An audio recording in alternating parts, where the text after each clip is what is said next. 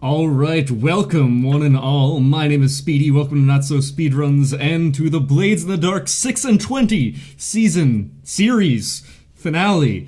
Welcome Arvanauts coming in with that raid. Can I get a caster command out there for Arvon Elron, please?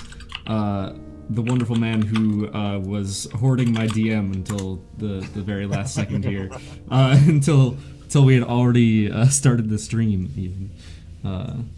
It's okay, I forgive you. He made it back in one piece, so. He forgives you. My mic is speaking.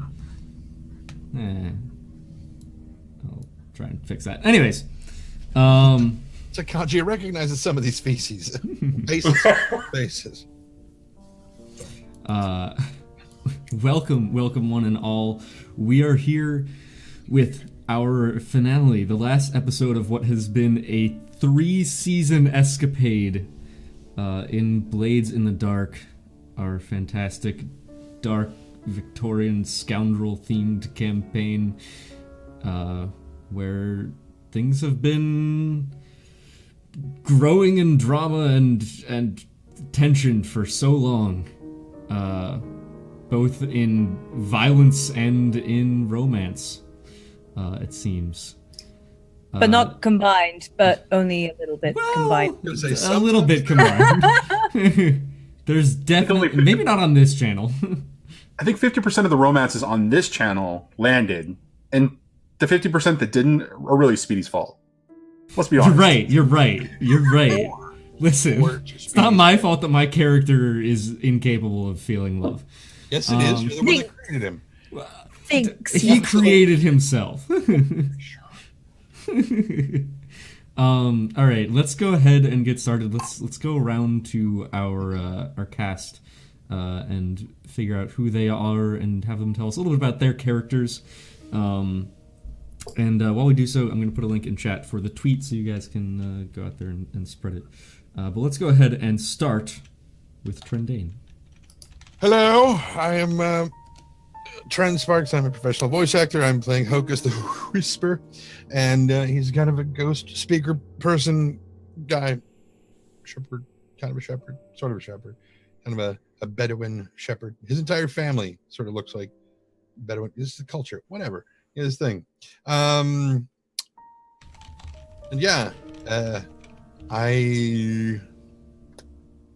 was my intention to just go through this and for once in my frickin' series here, not my series, this series, to just absolutely nail my intro just perfectly and pass it off to MadameGandalf with grace and flair and elan, and I fucked it all up. So, MadameGandalf.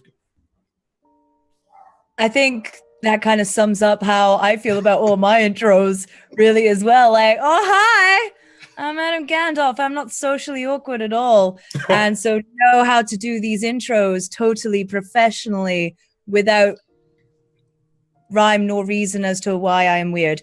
But hey, I play Ari, the absolutely psychopathic, unpredictable, yet hopeless romantic deep down, who has found a surprising knack of looking after the damned, the down, and the out with her healing hands.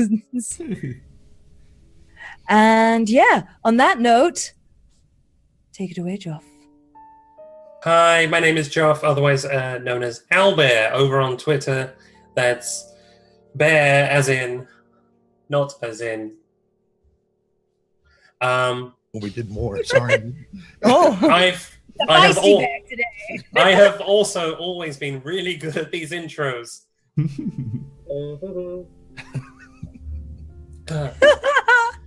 Tonight I am playing Jinx Godifer, and every other night I played Jinx Godifer. And he is a cutter who is an ex-military Scotlander who was a part-time smuggler, part-time bodyguard who fell in with this crew just because it was a paying gig, and Sky tricked him into a contract. And that's all I've got. I'm looking forward to... And then Stockholm Syndrome. And now everyone loves him. And yes, and he was an alcoholic, and he substituted alcoholism for bare knuckle fighting. So yay! And you're welcome. that's all I've got. Over to Actually, Johnny. it would be Owlbare knuckle fighting, wouldn't it?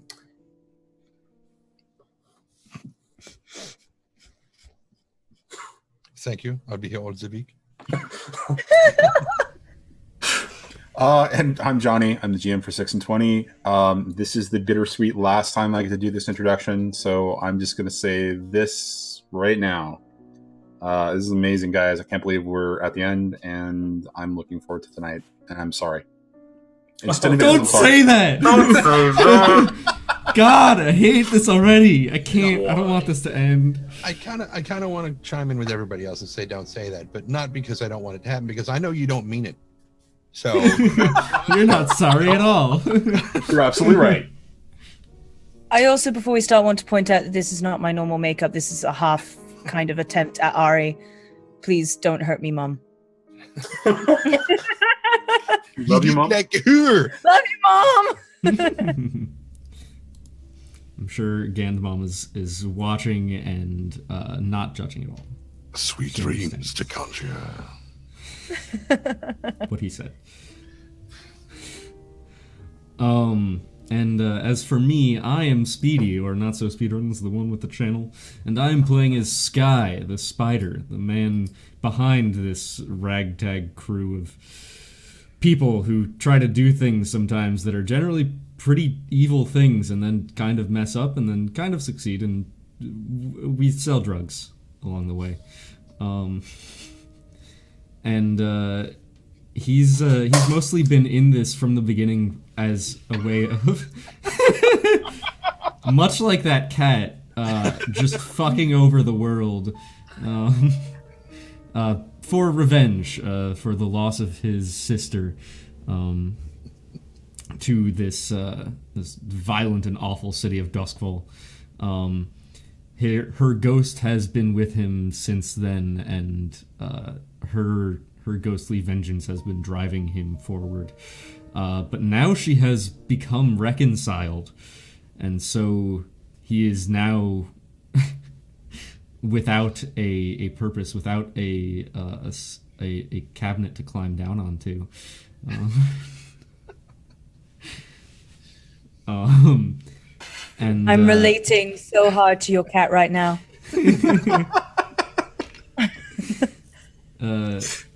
Is still trying to find out what all of that means to him, and where to go from here, as things have been heating up in the city of Duskfall. He's got 3 hours. Yeah, 2 hours and 15 or 45. Sorry. That's a good point. Johnny, start quickly, please. Well, I have a quick. Well, so okay, I'm gonna do this in the guise of the recap, but I'm also gonna ask you a question during the recap. So, interesting thing about starting with the recap from last week, we left on a cliffhanger, but prior to that cliffhanger, we saw the spirit wardens beginning to look for Jinx Godefur, because he had. Or no, I'm sorry, it wasn't that. They were just running rampant, and then Jinx attacked one, and in attacking one, he attracted their attention, and they began to come after him. But in watching what that spirit warden did, and then subsequently Hocus reviving somebody who had been hooked, because this was a technique that was taught or thought about among the Aruvian whispers, it forced your sister to realize, after a little bit of a panic, of what's possible and what's not possible, and she sort of reconciled there. And you said something in your intro that was interesting. Her ghostly, drive for revenge, or her revenge. Was she really driving you, or was it Sky's interpretation of what she needed that drove you? It was definitely much more of Sky's interpretation. I mean, as a ghost, she the way ghosts work in this world is they have some semblance of vengeance, but like he was letting her feed on him, on his soul, and like as a result was like channeling all of that anger and hate and amplifying it even more because he felt like he was lost too. I also wonder if Gellis will make an appearance. Gellis, yes. But so in that, her in her reconciled state, she gave you essentially a parting gift and of, in some ways talking about the revenge, telling you that she would always be there for you and be at your side, and telling you that she loved you, but she no longer needed your vengeance. And that was strong. That was an important element, because at that moment, the narrative shifted for Sky, and he was a little bit lost. However, there were plenty of more spirit wardens running around. Hocus took Ari and Sky to go figure out what was going on with that with those spirit wardens, and go to talk to his family, while Jinx and I believe we were calling her Tony now. Oh, right. Sorry. Tony. Tony, we're going to kind of wait and figure out see what was going on, and they were attacked as well and had to make their escape from the rail car. And so where we left off was towards the end, where Hocus was in the house, the mansion that his family and the two other families from Aruvia that were of honor was bestowed inside of Brightstone by the Aruvian consulate for them to house themselves until they figure out what they're going to do inside of Duskfall. And there was an attack that occurred with the spirit wardens beginning to make their way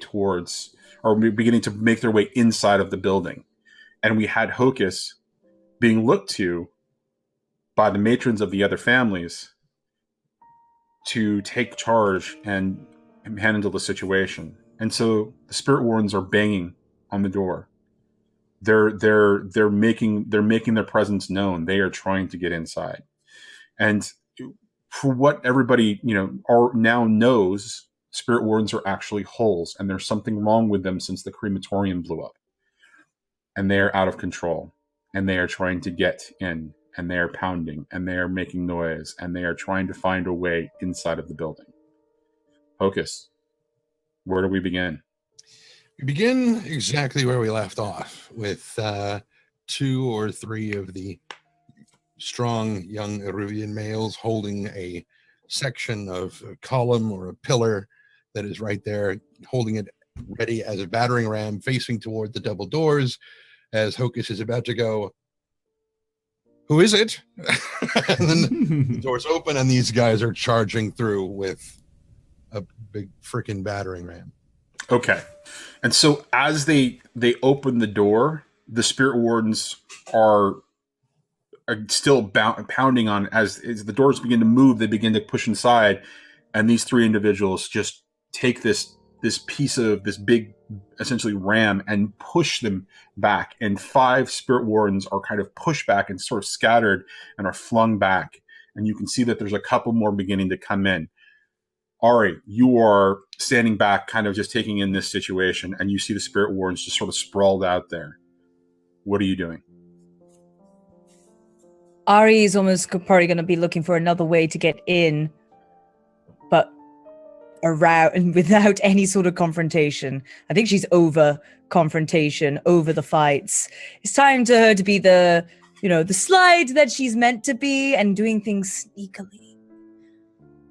So, I've got my trusty lockpick kit here, Hocus. I mean, you can find a window.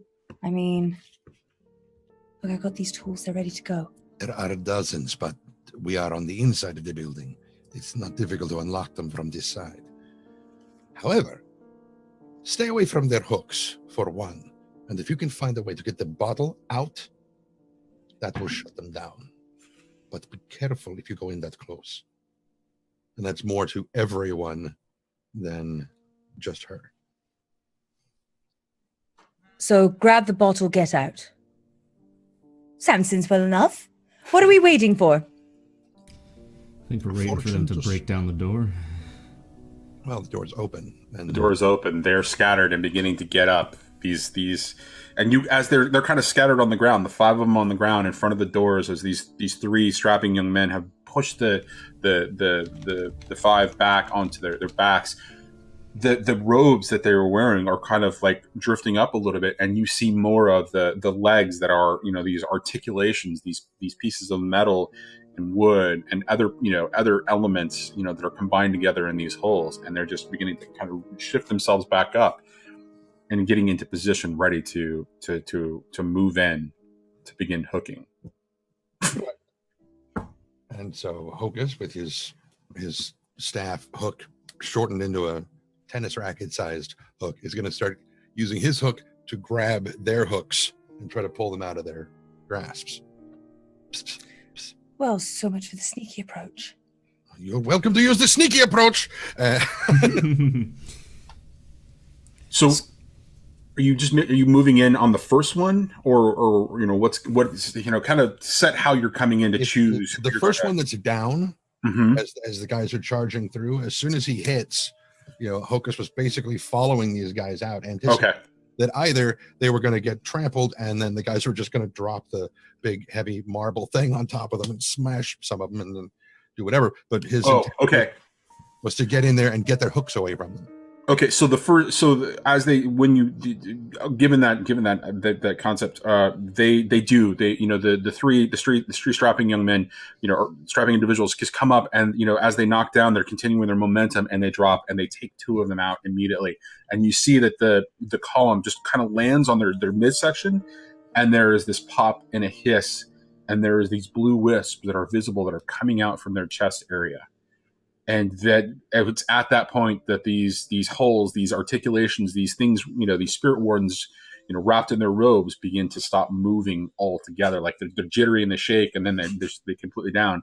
As the other two, you know, the other three are trying to get up. Hocus, you're able to kind of hook and push the things away, you know, push their hooks away from them. But you see at the same time as they're trying to get up, they're starting to grab for their blades and bring them out, you know, from behind inside of their robes. So they're coming prepared. Oh, yeah. If anyone is good at knife fighting, which I'm not. Well, I have a blade or two, so Ari's going to, I guess, use her skirmish and actually kind of try to, maybe it might be better with finesse. I'm going to try and sweep their legs and make them all fall down. So that maybe Sky might have a chance to pop them off. Okay, so that seems like a finesse roll to me, maybe. Okay. And because of their situation, I think you're going to be in controlled position. I think you're going to have the opportunity to basically, you know, take advantage of the fact that they're still trying to get themselves righted. Cool. Effect. I think this is going to be standard, given that you're going for three of them. Can anybody find a reason why it would be great? Is there an argument for it to be great? I think we have equal numbers to them, but that's a fair assessment. They're down, you're up. You've got equal numbers. In fact, you've got overwhelming numbers because there's only 3 still operating when there's at least 6 of you outside right now. So, So let's call it great. Okay. Bonus dice. Don't think there's any for this really.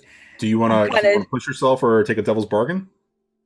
I'll push myself. Not to bargain. I'm already taking on it. Does the Hocus did count as an assist if he wants it to? Oh. He's just kind of made them go, whoa, what's happened to our hooks? Sweep the leg. Yes, I absolutely think that it counts as a non-stressed out assist. I said, but Sensei, I'll get disqualified. That makes it 2 or 3. That makes it 2. Cool. Let's do this. Woo! Crit. And that's how you want to roll it. Ooh. Holy! Wow! Yes. Nice first roll of the game.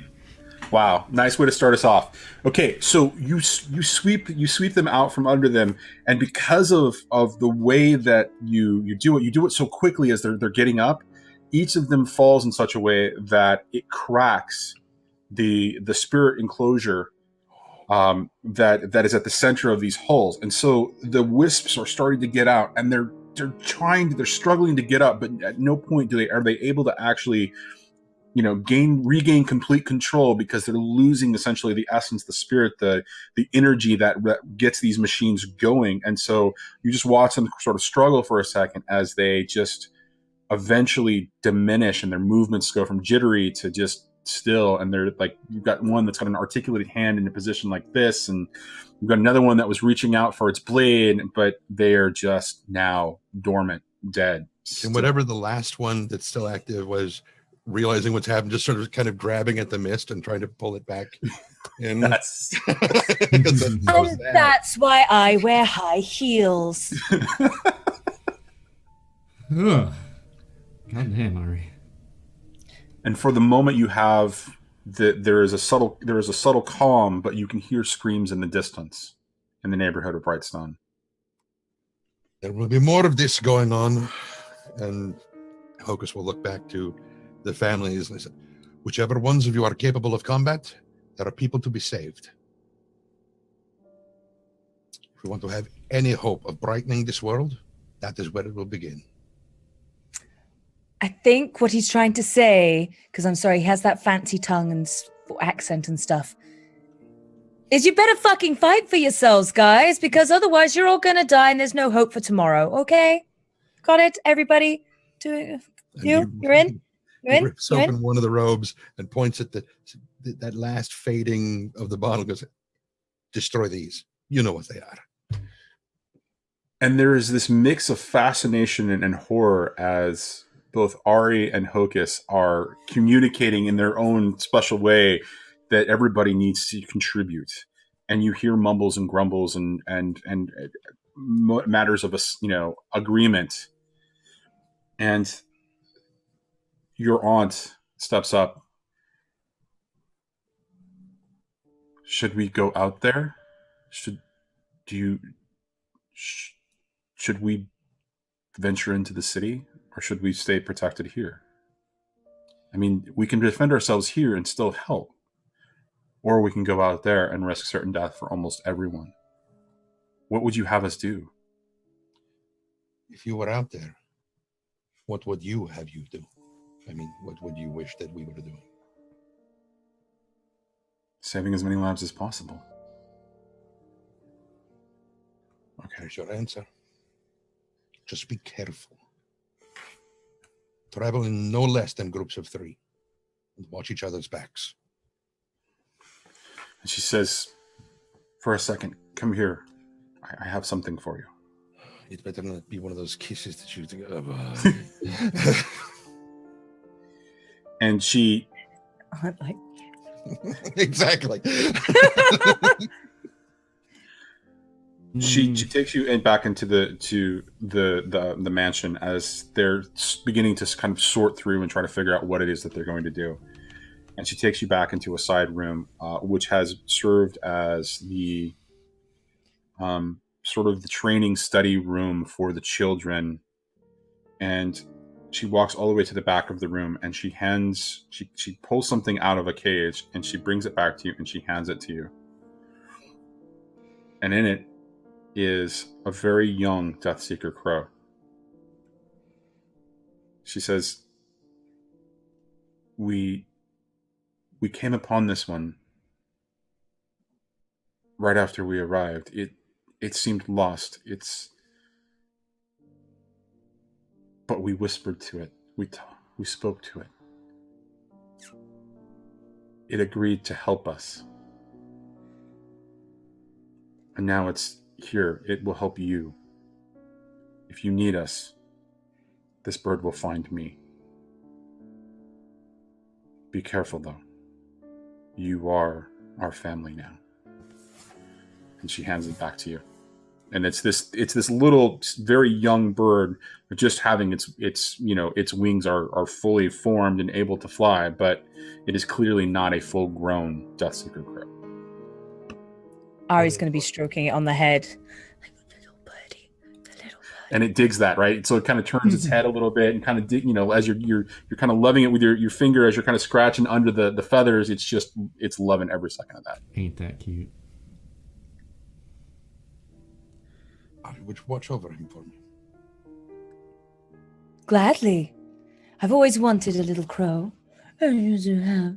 I used to. Right.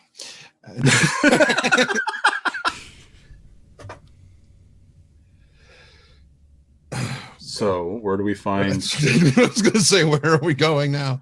What is now that you've got a moment of rest and the families are agreeing to carry the fight out into the city? What are the three of you doing? You were coming here for a very specific reason. You were looking for their help. Well, Hocus, They can operate from here. Go out, find people to rescue, and send them back here as a base of operations. So this is taken care of. We've got Jinx and Tony back at the railway car. I suspect that Talk is going to try to kill me the first time he sees me. Oh, did I tell you about that? I did. It came up. Okay, just making sure. It's been a busy day. I think we should start making a list of people who don't want to kill us. It might be a shorter one. Much shorter list, yes. All right, so the Bellwether crematorium has exploded. Right.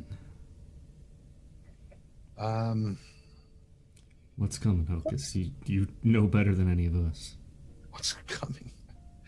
What is it that we need to stop?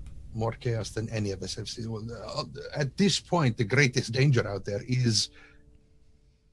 was the Spirit Wardens. But if Skurlock is back in town, there is a possibility that he could be a danger. But I don't think we're ready to deal with him. We need, and he looks right at Sky and says, we need information. We need to know what's going on. Oh, that's your specialty, Sky. Yeah, I could dig something up. I'm sure there's been some rumblings among the vast ends, something like that. And, well, if all else fails, ask the homeless, right? They are everywhere and practically invisible because no one wants to see them. So it goes. And so you're going to go talk to the homeless network? Or are you going to talk to your essentially your... Let's go to my network first. I don't know. I think it's well, anyways. All right. So we're gonna cut as you guys are wandering off to find more information to Jinx and Tony. Where do we find you? Because you were escaping from the Spirit Wardens that were making their attack and heading towards, I believe, Kellen's was the last spot that you had indicated. Yeah. What's the plan now that you're there? There's a little bit of drinking going on, but there's not as much as you would expect on a normal night. It seems that the chaos of the Spirit Wardens and other activity in the city is really beginning to dampen everybody's mood for drink.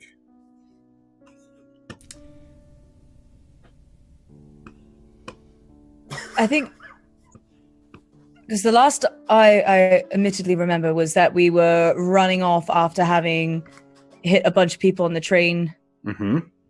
And kind of saying, oh, you're not getting away that fast. And that's right. And we decided to go to your drinking spot for the safe place. And the crows were gathering. They were watching us, following us. They were following you. So when we get to Kellen's, it's mostly close the doors, bar the windows, and trying to get an eye outside just to see if the crows are gathering. Mm-hmm. And also asking those few people that are actually in the bar, if what's going on, what's the word? Crematorium's gone.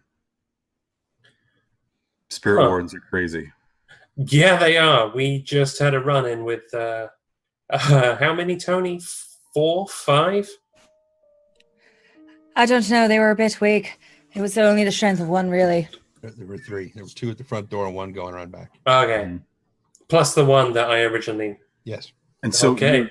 you're speaking to the essentially the person behind the bar, and she looks at you and she says, "You didn't happen to kill one of them, did you?" Maybe all of them. You're gonna need to go. Yeah, I'm not. And she rattles off a name of a patron that you would recognize. I'm not gonna come up with the name right now because. Aldo. No, Clav. His name is Clav, but he's not. He's a Scotland under Clav, so it's Clavdo or Clav. Or, anyways, Clavicle. Clavicle. His name is Clavicle. So she looks at you and she says, "Yeah, he also he rescued some children that were being chased by one of them. He was able to save them, and he took out the Spirit Warden, and then the crows found him, and then the Spirit Wardens came after him, and it got worse. And so the last I heard that he was running from a group of them, heading toward the radiant energy fields, which, truth be told, I don't think are all that much safer." So what you're saying is they're just going to keep coming for me. I don't know. I just know what we saw. He ran.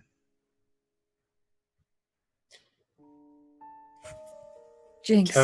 Tony. Do you remember that offer that you made right before we got on the train to here?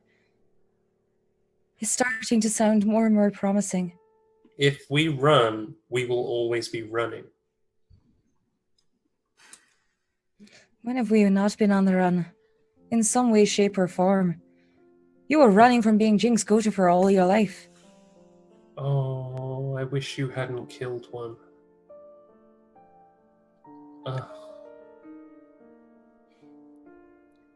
It was essentially me or him, and you know that, but No, I know, but I regret okay. it too. Okay. We run. I did Hocus, Ari, Sky, did they say where they were going? Actually, metagaming for a second. Did they? Yeah. He said he was going to check on his family.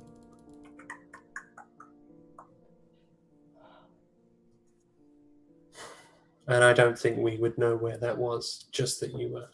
You would know that. I mean, you were there when his family was being helped by the consulate, the Eruvian consulate. Okay. So you would know that it is in Brightstone. You would have all of that information, available to you. That would be significant enough, right? Okay. And the contact, Clavicle, he was Gallus. last seen. What's that? Clavicle Gallus. He was last seen running to the energy fields. Kind of in the opposite direction. Kind of in the opposite direction, and Closer, that's though. it's a bit of a wild goose chase because At No, that, you begin to hear a little bit of commotion going on outside. Tony. I'm not calling you Tony. I'm calling you Sam. Screw the whole Tony thing. Sam, we should we need to find the others. Right. We'll do what we can for them, and that's it, right?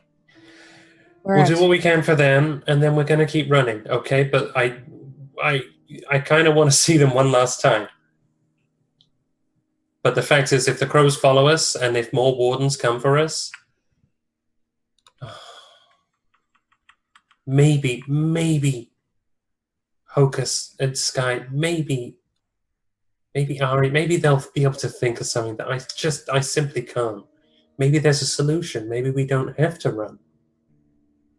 But we should find them.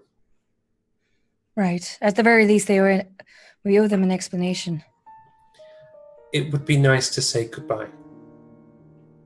For once, right? Right. So, bracing at the door and looking out. I think the screaming is coming from, so Kellen's, if you're looking, you look at the city map, right? It's basically on the southern side of the city, very close to here, I'll ping it, right? So it's pretty much in this area, right? We discussed it being around there. So it's very close to the radiant energy fields in that respect. So the screaming you're hearing is coming from that direction, sort of towards that tunnel that you see there. And you see a mass of something in that tunnel. And you see, a woman and her child just kind of running away from that. And she just kind of screams past you and just kind of moves on. And the blue coats, hearing something, begin to kind of head that direction. But as they get closer, as you're watching, this mass sort of emerges from the tunnel. And there are these slow walking figures moving. Oh, no. And they're moving at a snail's pace, right? It's really just kind of stumbling and shifting. And they're moving, from that direction. Sam, we run, we find the others. Right, let's go down to it. Yep. And actually, I'll yell back to the patrons of Kellen's, go, bar the doors or go home.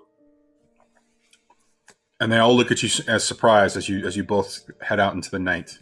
If you one last thing, if you have a way out of Duskfall, leave now. And we're going to cut to Hocus, Sky, and Ari. Where do we find the three of you? Which den? Which place of ill repute? I mean, one of your normal in Crowsfoot? I mean, what's the plan here? So,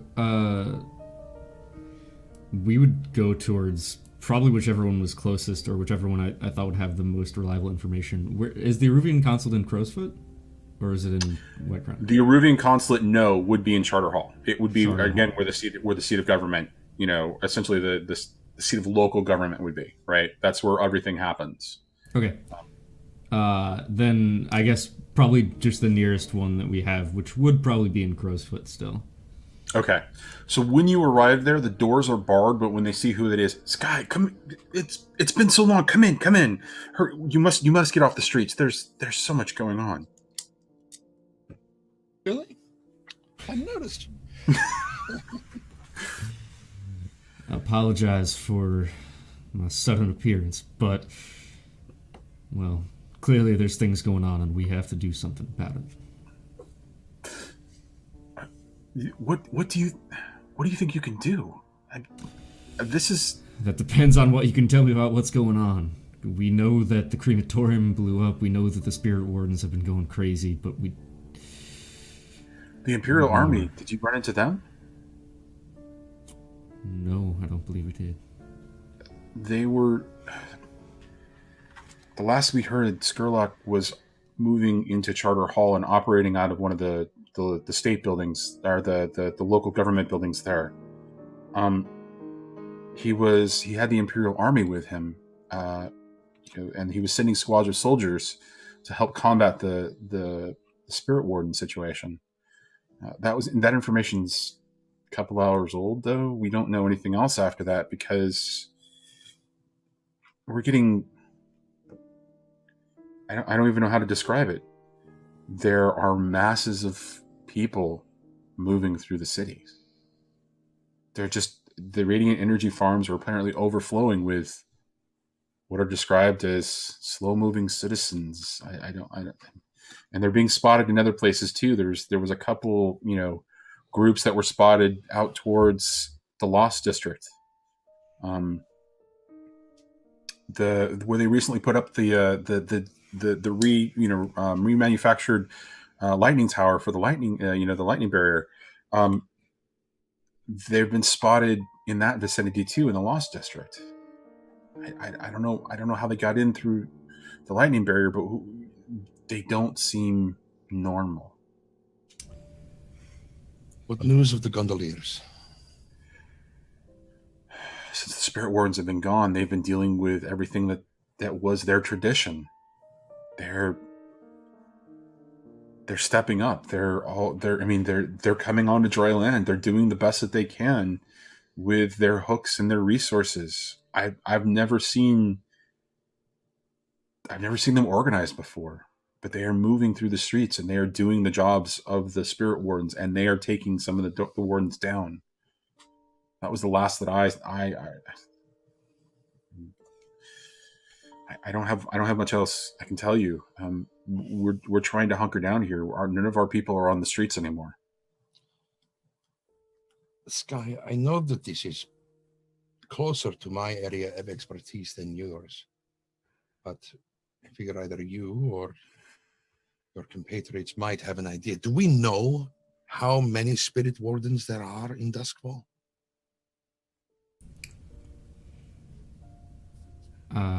I can't say that I do. I don't know if these fellas do. I never see more than a couple at a time, so hard to track, right? So that means I've seen more than most people.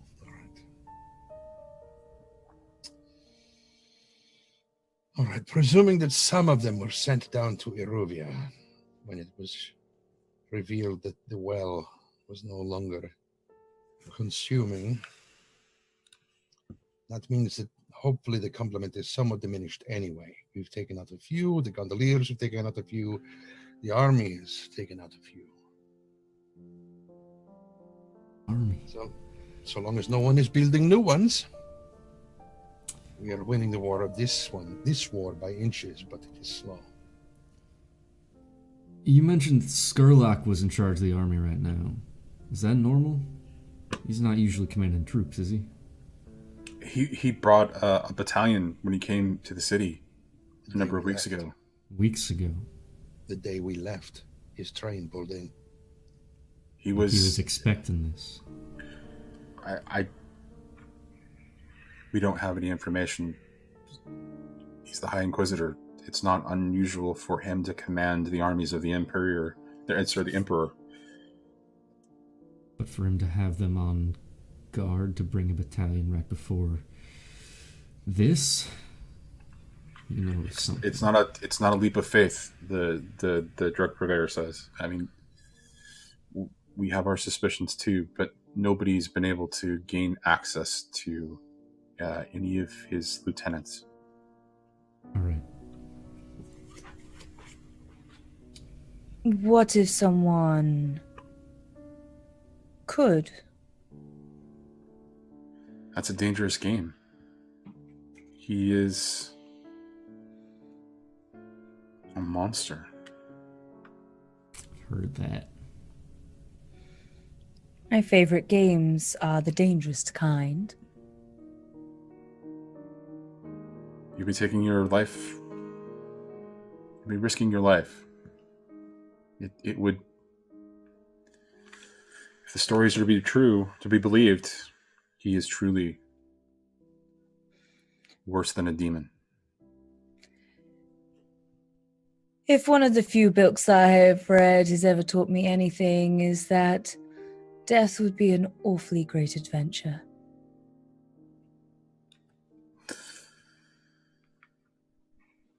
Last he was seen, Charter Hall.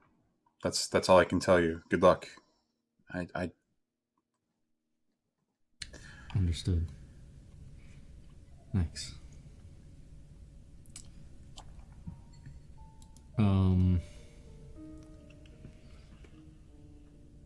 Actually, one more question. Marique, something happened, didn't it?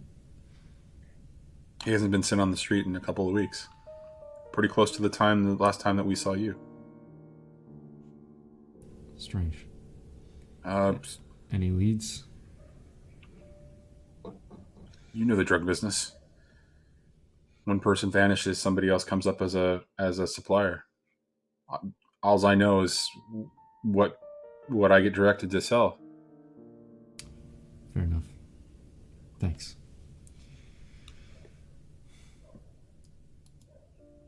Well, seems like Skurlock might be the one to talk to. Although if we're going into the Imperial Army, Samander might not be a bad ally to have.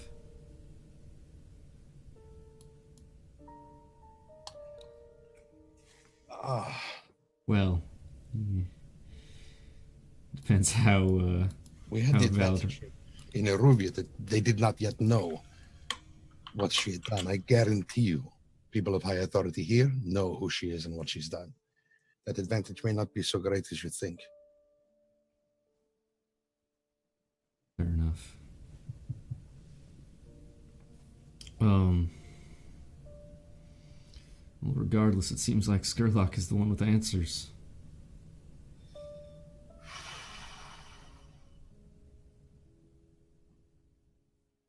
This is not a meeting I would look forward to. I doubt many would. Then let's go. But there was a time. There was a time not too long after we first met. A friend of mine, another whisper, she had mentioned to me that perhaps we could speak with Lord Skurlock regarding some of the things that we were trying to find out. I was going to set up a meeting to go with her to speak to Skurlock, but it ended not happening. She went to the Imperial City, but at that point, yes, I was looking forward to it, even with what I knew or suspected or had heard about him. But this is a very different situation. Agree.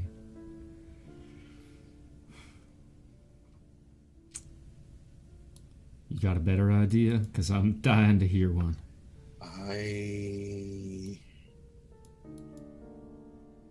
Much like my homeland, this well has pretty much run dry. That's what I thought. And at that, you hear a screech come from outside. Damn it. But it is something that you have never heard before. Like, no living creature that you were aware of has ever made this noise before. Not even me. Hocus, how far really do your memories go back?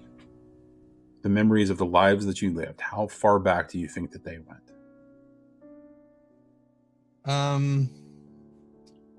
I would say it's probably a grand total of about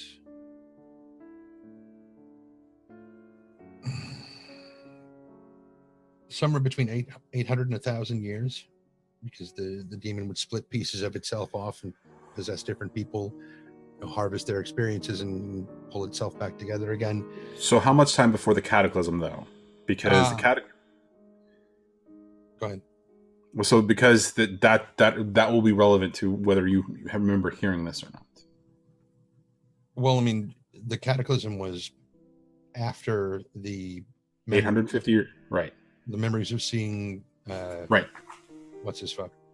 Right. So, so those events actually happened 400 years before the cataclysm, because the comets hadn't even, come in, and the temple had just been built in Aruvia, right? And Aruvia was still a land. So you've got some pretty long memories, and so you definitely would have heard this in some distant way in your mind, in your memories, and it sends chills to your bone. I would imagine so.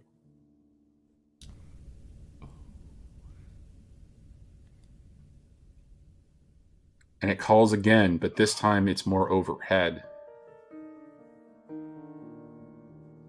That is not good. Things that loud rarely are. Have you guys heard this? Has this been going on? We don't. No. Let's move. Do you go outside? I was just about to say outside. I doubt we're safer inside. I was thinking perhaps an underground escape route. Welcome to Crowsfoot. No. I mean, if we can get one of those, let's do that. Is there a window that I can Yeah. look between the boards or whatever and see if I can see whatever that is? When you look outside, you see some sort of vague shape up in the air, and it's golden, and it is gigantic, and it has wings and a long neck and a tail, but it is clearly a spirit. I don't know whether I should find this beautiful or terrifying. Either way, I like it. So for Ari and Sky, if your parents or anybody in your life ever read you fairy tale stories pre-cataclysm, you might recognize this. No. Definitely Sky's parents. The parents. Sky's parents were shitty, right? But I don't know, mine. So the call comes from a third time, but it comes more distant. And when you think about it in your mind, Hocus is its orientation. It's heading toward Barlowcleft. Oh, the game has stepped up to another level. All right. Shit. Yes, we need to go. Remember what I said about it was likely that talk would kill me the next time he saw me? That might be part of what would do it. So you think that thing's after you? No, I think if we run into each other, I think we will definitely be enemies, but that is what in the olden days was called a dragon. I'm sorry, what? I'll explain it on the run, shall I? And turning to Mr. Homeless, you said we had the way out. And he runs over to a rug that's laid out on the floor. And he flips it up, and there's a trap door of some kind. And he kind of flips open the lid on that, and there's a stairway leading down into the catacombs under Crowsfoot. This is the best I can offer you. It'll do great. And now look at Sky. Go. Where are we going? Do you know how to get there? I have a monster that I think that we should go after, because that sounded promising. That would be Skurlock. That's where we're trying to go. Cool. Yeah, I just know that he was referred to as a monster, and that sounded far more exciting than Skurlock, which sounds like scurvy. Probably just as good for you. As long as it doesn't leave a rash. You would have heard the word dragon in reference to the Green Dragon Tavern that you frequent. Exactly. That's why she's just like, thing. Sorry, what? The tavern is in the sky. The tavern is in the sky. There's flying beer.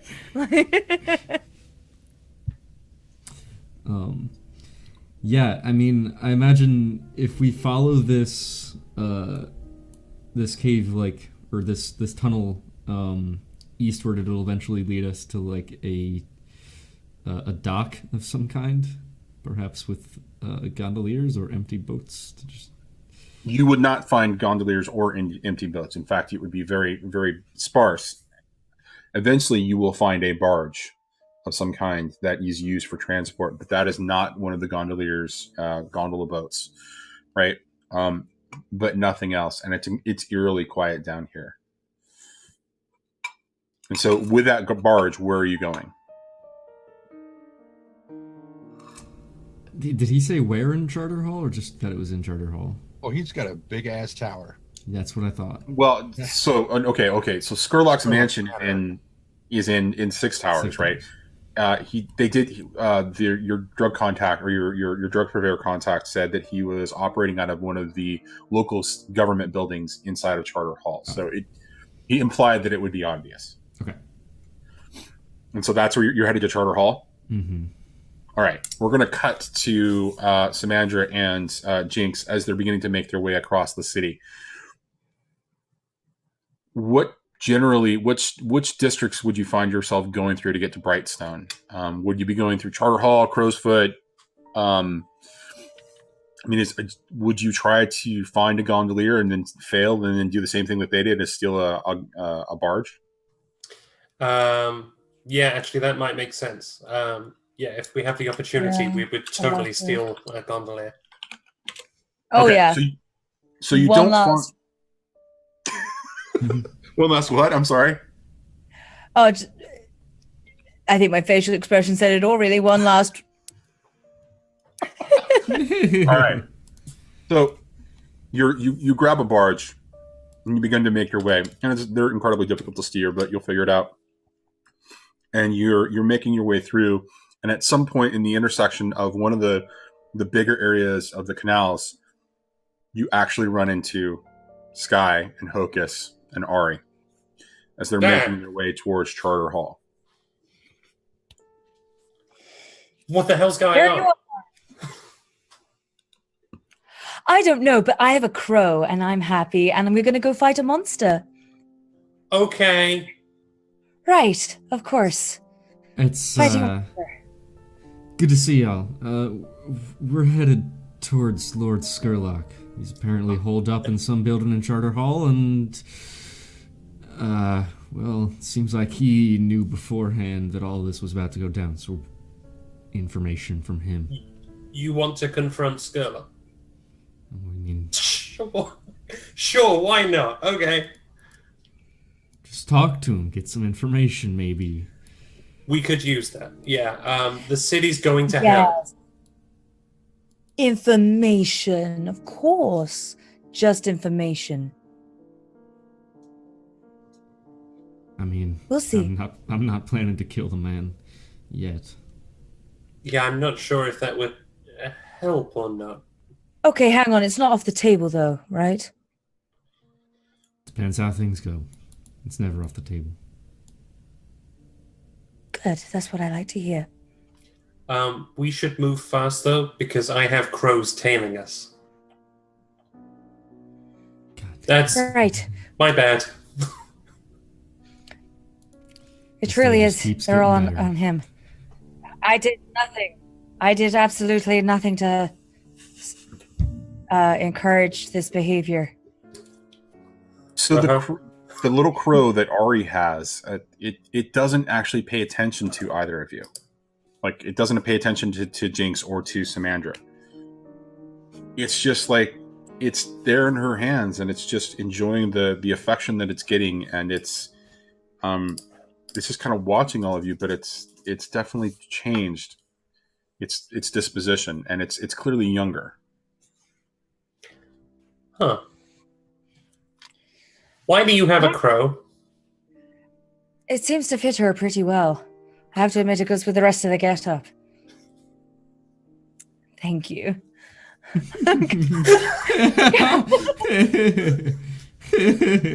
I just say it's complimenting really yourself. weird to like compliment myself? Yeah. That's great. Flattery will get you everywhere. Oh, I know. Just stop it.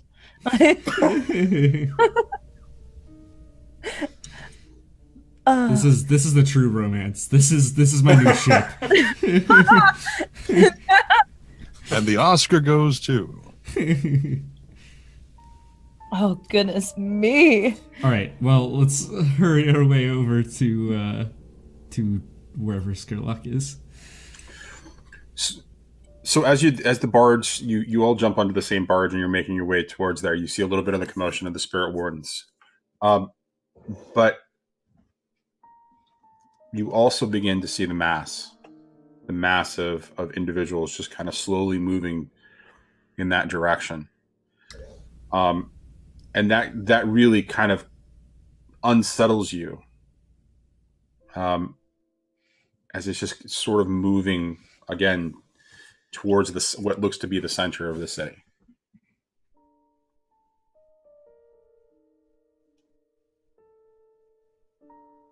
Okay, and so as you arrive at Charter Hall, the streets almost seem vacant except for the Imperial soldiers that are currently, working and patrolling with the blue coats to secure. And it looks like you're seeing bodies of individuals who have been hooked all over the place.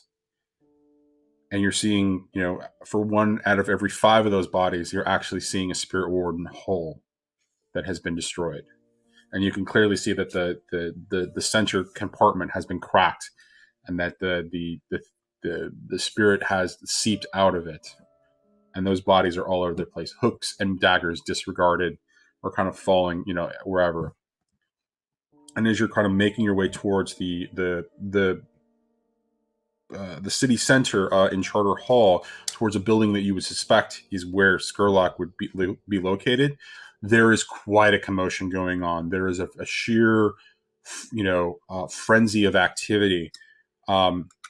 as you can see, there's a bunch of Imperial soldiers and some officers just beginning to move in and out of that, and there's barking orders. You need to go here, go check this out, and you need to call for this, call for the Lord Governor, and you hear all of these different calls, right? There's a panic.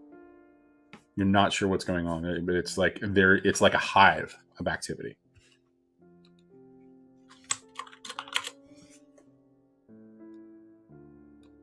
I don't really like being around this many soldiers.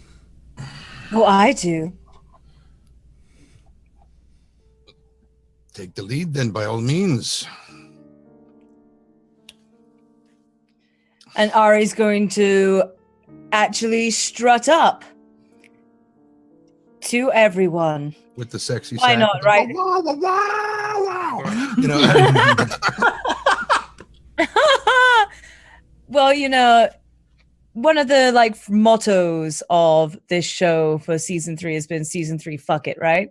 And That's right. I think especially for the final episode, we can really say season 3 fuck it. Fuck it. All right, so Ari's going to straight up walk up and she's going to basically start doing when Marilyn Monroe would perform for the troops during the war and things like that. That's what she's gonna do. She's gonna do the whole the center of the triangle's little old me, and start just doing a whole performance and hopefully get everybody to look her direction. You're And starting not to a troop of people that are trying to waltz on into where they're. Yeah. You're starting to attract some attention by just doing that, but you're getting a mix of fascination and frustration. But you are gaining some attention. So what are you going to start doing with that attention? With that attention, okay, wait, is there a cart or some sort of leveled up Elevated area? surface. Yeah, some sort of elevated surface. You can definitely get on the back of either a carriage or some sort of open-faced wagon kind of a thing. There's plenty of things for you to be able to jump up on and gain some essentially elevation in the situation to take advantage of that.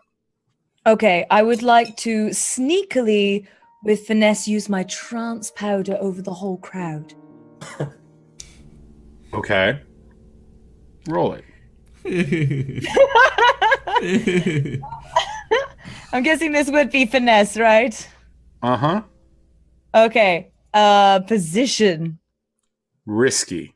Because it's obvious what you're doing, but at the same time, it's not like people are really going to notice too easily, so risky. Effect, I think, is going to be great unless somebody wants to argue otherwise.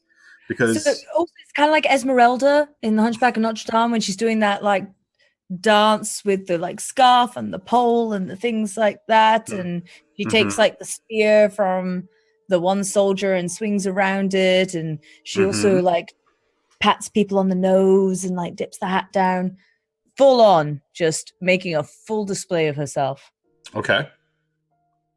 So effect is going to be great. Are you going to push yourself or take a devil's bargain? I will be willing to take a devil's bargain for this one. Yeah. All right. That should be the sign for it right there. It's season 3, fuck it. That's what that is.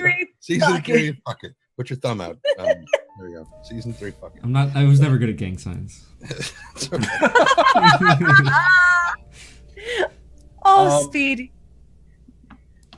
The whitest of us all. Wow. Okay, so the devil's bargain is this. Every moment with Sky from this moment forward will be bittersweet. And this is not a subtle thing. This is a This will be overt in every way, shape, and form. So it's straight up just never gonna happen. It's straight up. It's gonna get thrown. The situation is always going to come back to. It's never gonna happen. Like, oh fuck, man. Oh, Which is fine. why we call it a situation. Situation. A situation. I can offer you another devil's bargain. I'm all ears. Even though No I one think here the gets first out alive. No, first one. Let's do that. You don't have to take either. I'm just giving you an offer of both. And no one here gets out alive does not necessarily mean everybody's going to die or anybody's going to die. It's got a couple of different meanings, but that would be the double ghost thing and whatnot, I guess.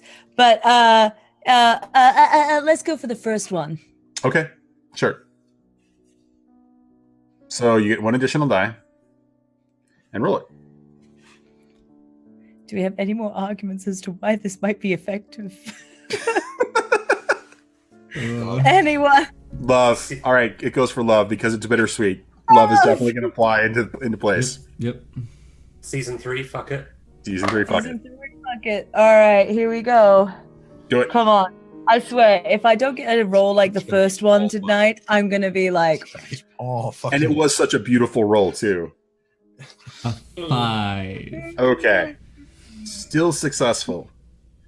There is a complication, but still successful. So with this transpowder, you're able to spread this across the crowd.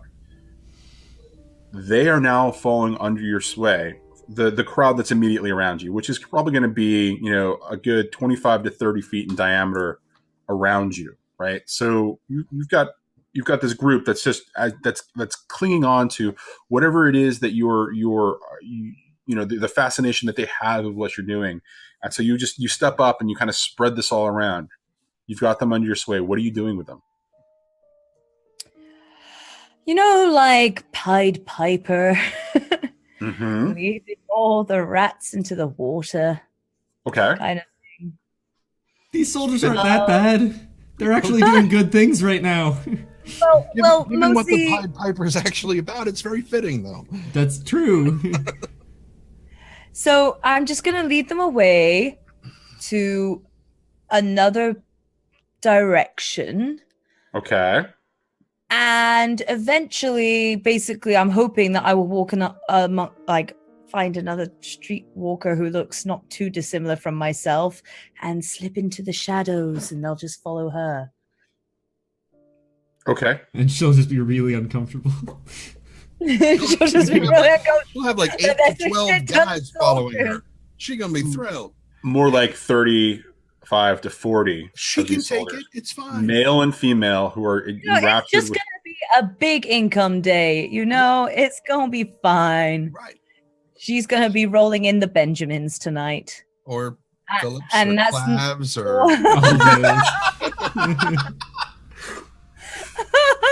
Okay. So Galluses. Onies. there's a bit of a reaction as all of these soldiers begin to move in mass following Ari, and there's some frustration, there's some yelling, there's some barking, but there's a distraction of that as well. With this big distraction going on, Ari basically saying, "Hey guys, I'm over here. What are the rest of you doing?" I mean, how many of the guards has she cleared away? Like, is it just a straight path to go inside this building now, pretty much? No, there was a lot of commotion going on. There was a lot of activity. However, all of the activity seems to be focused on right now, very localized as to what the hell are these soldiers doing? We've got things going on, and there are yells, there's calls, there are commanding officers who are trying to stop them, and Ari is just sort of dancing in the center of this, just kind of leading them on away, right? All right. I say we use some prowl to just slip our way past the guards in the chaos. I'm not going to have you roll it because there's enough distraction. But what is your intent? What are you doing now with that distraction?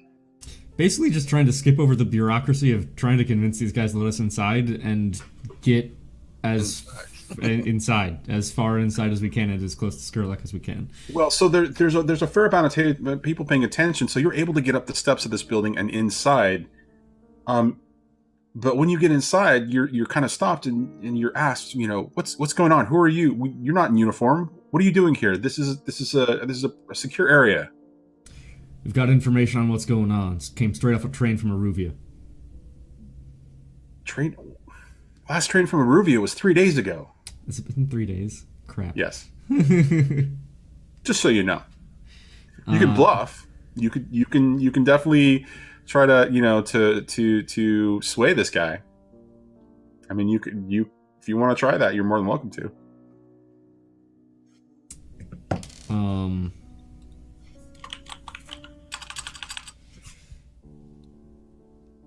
Listen, I don't have time for any of this nonsense. This is important. We have to get by you. I have a message. And do what? Where do you think you're going inside of here with your information? I've been ordered to bring this directly to Lord Skurlock. And he is dead. What are you trying to do?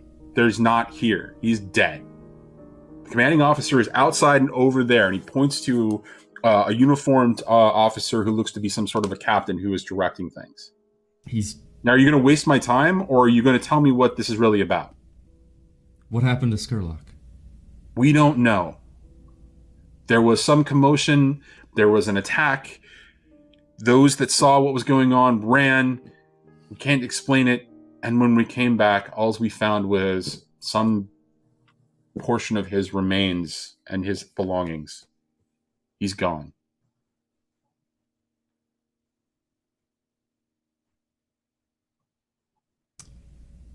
Well then. I don't mean to be rude, sir, but we have a city in crisis here. I don't know if you've been out on the streets. I don't know what information you've seen coming from the rail station 3 days ago, but the spirit wardens are on the streets. I don't know what else to tell you, sir, but if you're not here to help, you're not here providing any real concrete information right now, you need to leave. You need to get off the streets and get someplace safe. In the skies? I have no idea what you're talking about. That's going to be a no. Over Crow's Foot. Well, headed south. We are clearly in Charter Hall, sir, and I am trying to get things organized back in here. There is a dragon. Demon. A dragon. Dragon. Thank you. Sir, I am not talking about fairy tales. I have Neither am I. A dragon. A real one. Spirit, perhaps, but real. I don't have time for this. Listen, What do you want me to do with this information? It has no practical bearing on what I'm doing. Troops south to Barrow Cleft. They will need it.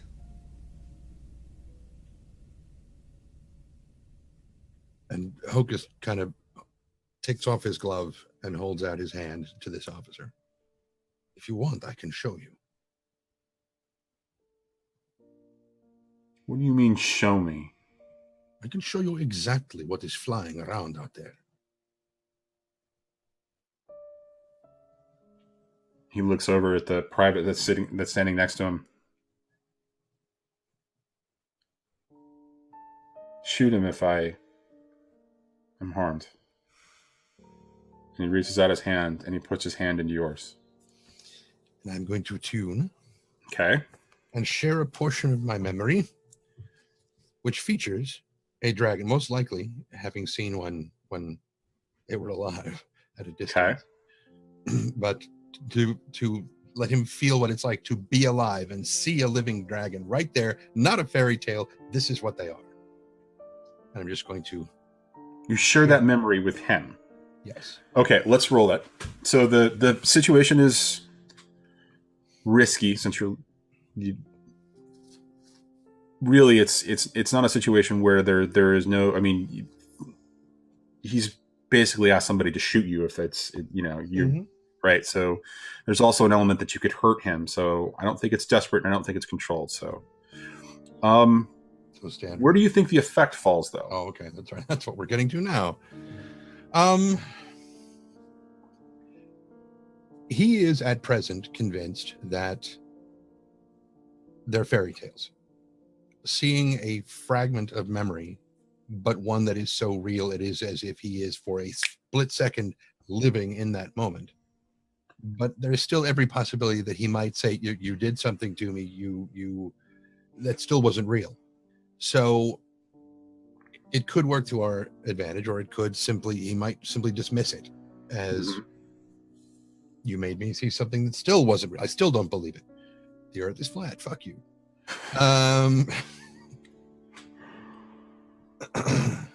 So I don't think that it would be great. I would say limited, because I don't think standard really applies either, because it is going to feel as though this is a moment out of his life. Right. Okay. Push yourself or take a devil's bargain. I'm at 0 stress, so I'll push myself. Okay. That's 1 stress, right? Or is it 2? 1. So let's just say bonus dice. Talk to me about devil's bargains.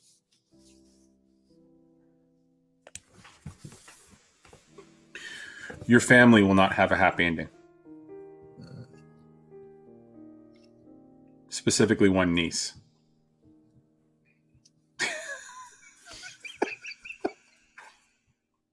She wasn't going to have one anyway until I got involved. So, well, I mean, if I hadn't been involved, she wouldn't have had any possibility for a happy ending, really.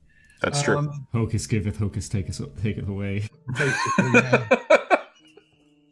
Basically, yeah. Oh my lordy. I will take that bargain. Oh, Wow. Okay. Ooh wee. Wow. Okay. So just remember that you agreed. No, just remember that you agreed to that. Mm-hmm. And I'll remind you of that at the end. Okay. Great. It's taking its sweet time. Hang on. Oh, I'm sure it is, because this is roll 20 and good luck. Yeah.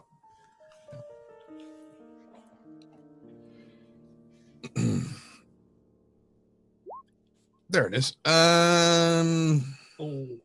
4. That's a Hocus roll. So, A needle pulling thread. La, I know to follow so. so you extend the vision to him, but his reaction is not violent. It is shocking. It is such that he pulls his hand out of yours and starts backing away immediately. What did you show him? It was a day in the life of a fisherman who was sitting on the edge of a very clear blue lake, bright sunshine overhead, well before the cataclysm. So. And there was a sound, not unlike the one that was just heard over Crow's Foot a little while ago. And the dragon wasn't gold. It was green.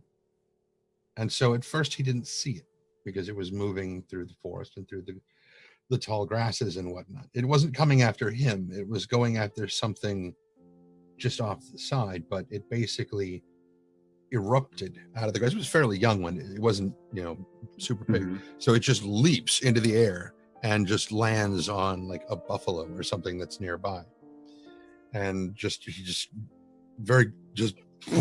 eyes the size of, siege shields, and just like just held completely still, even though the fishing line is going crazy. It's like, I don't care right now. And he just watched as this green dragon just liquefied something with this green and noxious breath, and then just starts lapping up this goo that was a buffalo a moment ago, and then eventually just takes off and flies away. And he's shaking for a second. You saw one of these. You saw one of these things that you just showed me. Not that color. The one that we saw was a spirit of one of those things, and it was gold. Spirits aren't gold. That's not what I was trained in at the academy. And you know everything. No, but I know what the Emperor taught us. I know what we were told. The Whispers always said, blue for mortal, red for demon. There is far more of a spectrum than that. There is gold, there is white. There is He kind of scratches his head. If this is true, I don't know. Come with me. And he grabs Hocus by the shoulder and just kind of turns him and begins to lead him towards the captain. What do the rest of you do? The captain is the person that he was just telling us to go and talk to, right? Yes. Okay. Follow. Follow. All right. Yeah. You see the commotion of the crowd, and now it begins to make more sense as some are beginning to recover from, the fact that 40 of these individuals kind of wandered off with Ari. You see that they're trying to recover from a logistical situation, and this poor captain is just getting inundated with everything. He's just trying to get things situated, and so he doesn't see the group of you walk up as this one essentially sergeant just kind of brings him up. It brings Hocus up to him. Captain, I need your moment. And the captain kind of waves him off, and finally he has to reach up and kind of pull him around, and the captain at first looks like just completely angry, and then he sees the look on the sergeant's face, and he looks over and he sees the garb of an Aruvian whisper essentially standing in front of him. And he looks back over and he calls for a lieutenant and he says, "Take care of this." And he steps off to the side. What's going on here? And the sergeant begins to kind of explain everything that you were saying and the vision that... Those are fairy tales. And the sergeant... And they have this exchange until finally... We saw something come out of the building as we were approaching it. Here. It was golden, but it went in different directions. We assumed it was something releasing, it was released by whatever happened to the High Inquisitor. He died here? Isn't that that's what the sergeant said he told you? His possessions are in that building. Oh. Is his body? There wasn't really a body left. I'm sorry, who are you, sir? Which one of us is he asking? He's looking towards Sky. Okay. I'm the one who can help us out of this. And what out of what are we talking about here? Have you looked around? What do you think I'm dealing with here, sir? What is the largest group, like force, that you personally have ever dealt with at one time? I'm ashamed to say I was a part of one of the last battles in the Unity War. I saw Joff lean back. I was like, oh shit, here we go. Right. So I'm not proud of that. Pride, shame, either of those is irrelevant at this moment. Imagine a group 10 times that size, packed in like eels against each other, shambling forward at a very slow pace. You're not quite certain whether or not they're alive, but some of their faces might happen to be familiar to you, but their behavior towards you is not. Now, I would hope, given some of the things that the sergeant here has explained that you have been taught by the Emperor, that there are forces well beyond what we normally consider normal. When we were in Aruvia, not too long ago, there were waves, an ocean, a sea of people, supposedly, shambling like the fairy tales of an undead army slowly stalking forward. And it's starting here. It happened in Aruvia. It is starting here. And you are going to have to cut them down in such a way that they will never again get back up. And I can tell you this for certain. I'm not entirely certain how to deal with that. Well, I thought I did, but apparently I don't. Did you say masses of slow walking? Yes. And he reaches into and he pulls out a piece of paper, and you can see that it's an official dispatch.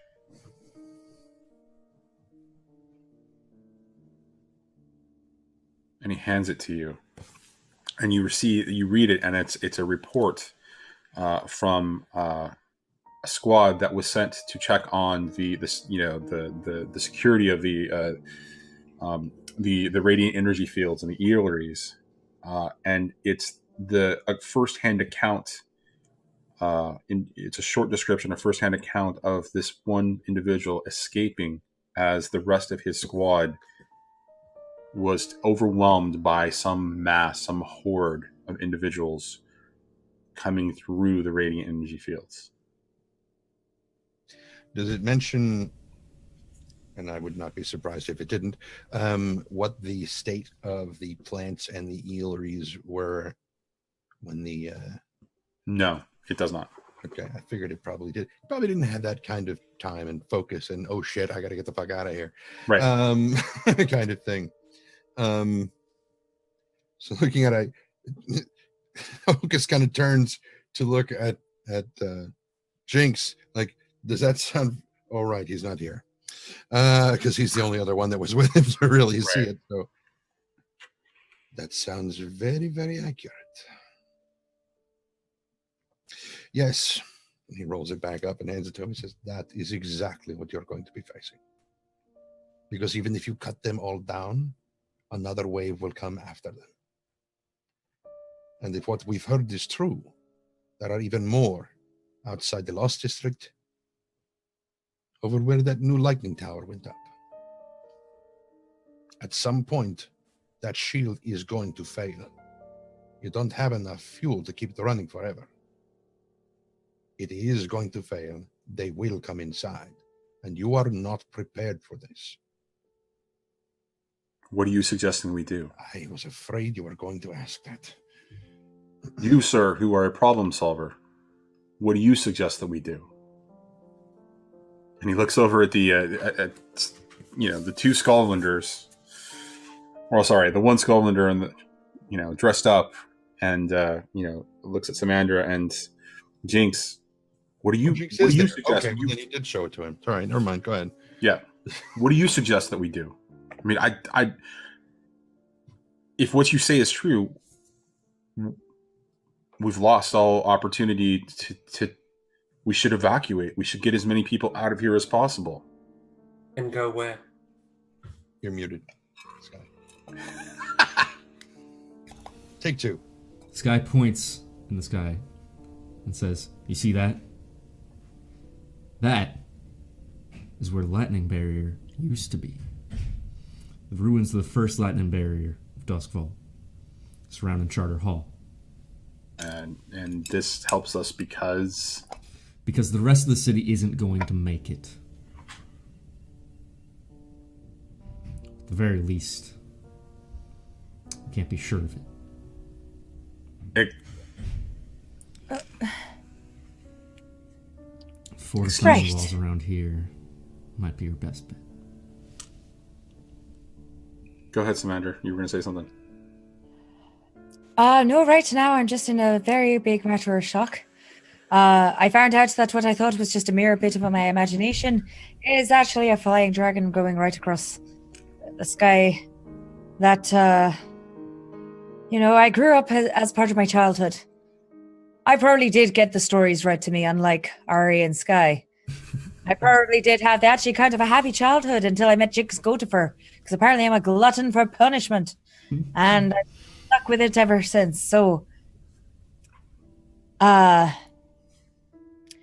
she's just taking a moment to kind of take it all in. She can't believe that what she's seeing is real.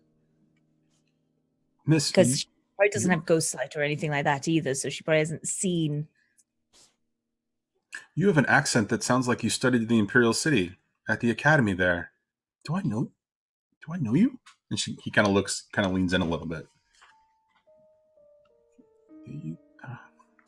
No. I'm sorry. And he steps back and he encompasses all of you. What do you expect me to do? What can I do now? What you're absolutely right, sir. We could light up the lightning barrier here, but we need to get the spark rights engaged because these machines have not worked in over 100 years. It would be much better if we evacuated to White Crown, where they do have the lightning barrier up and operating over there, and they've got better facilities and better resources to defend against this mass. And when he says the word mass, there is a call that comes from towards the south, towards the bridge. What's that now? Excuse me 1 second. And he begins to step off. And when you look in that direction, you see that the mass is beginning to move across the bridge. There goes that plan. I'm almost starting to think that this is becoming a little bit more of an every man for themselves situation. Blow the bridge. Blow the bridge. Blow the bridge. Blow the bridge. We'll just come across another one, and we will have sealed ourselves off. You guys We sound can like take you've done boats, this they blowing can't. up thing before. Do you know that for a fact, Sky? No, but, well, seems more likely. Wait a minute. Hang on a moment. Were you that, guys? Are you all the reason why we lost some of the barriers in the first place? Are you the reason why that boat blew up? I'll take that as a yes. All right, let's blow the fucking bridge. My understanding that the boats were fighting a Leviathan that fell on top of Ankar Park. Don't recall any of them exploding. It came back. The Leviathan, you didn't see it. It came back with pieces of those boats stuck in it. Right, well, I guess blowing up the bridge it is then. Well, I don't have any explosives on me, do you? I was telling him to do it. Oh. Coming from the west, moving through the crowd, across the bridge, moving through the soldiers, is a group in red and white. Coming down the avenue and making their way towards the horde, the mass. And they begin to engage. Is there a short guy in there somewhere? And you hear the voice that you are currently fearing. You sure you want Talk to be our enemy? I think it's probably a bit too late for that. We either talk to Talk or we talk to a dragon.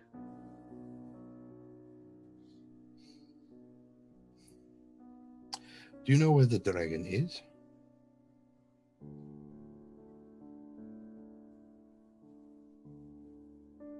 Other than the fairy tales.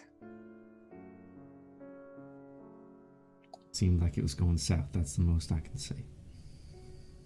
The large group begins to continues to move in, and it kind of fans out and provides sort of like this protective line as they engage the masses coming over the bridge. They're not attacking them in any normal means. They're pushing the bodies. They're attacking, but they're pushing the bodies into the canal, across the bridge and into the canal, and they're pushing them back and into the water. And you see, interspersed with them a little bit, some gondoliers dressed in weird sort of regalia that is even unrecognizable to Hocus in his experience as a whisperer. And bringing up the rear is sort of this large group of essentially citizens of the city, as Arya is just kind of making her way back towards the group and seeing where the three, the four of you are kind of standing there off to the side, sort of like a raised area, because that's where the captain was doing his thing. So, and she just kind of wanders back up, reporting that this mass of individuals just showed up and started corralling people and saving them and bringing them where they thought they needed to go. They do that.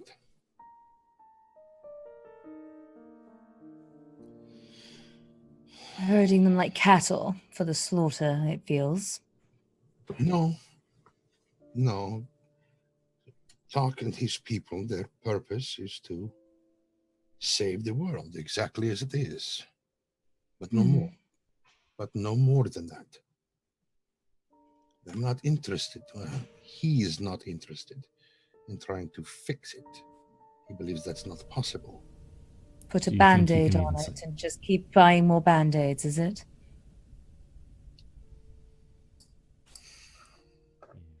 The feeling that ain't gonna work for that long. No, it won't. Hocus. There are far more dead in this world than there are living. Hocus, you said you had an idea. You had a ritual. Something that we needed to do if we wanted to fix it, right? That means working with chaos. You said red and white.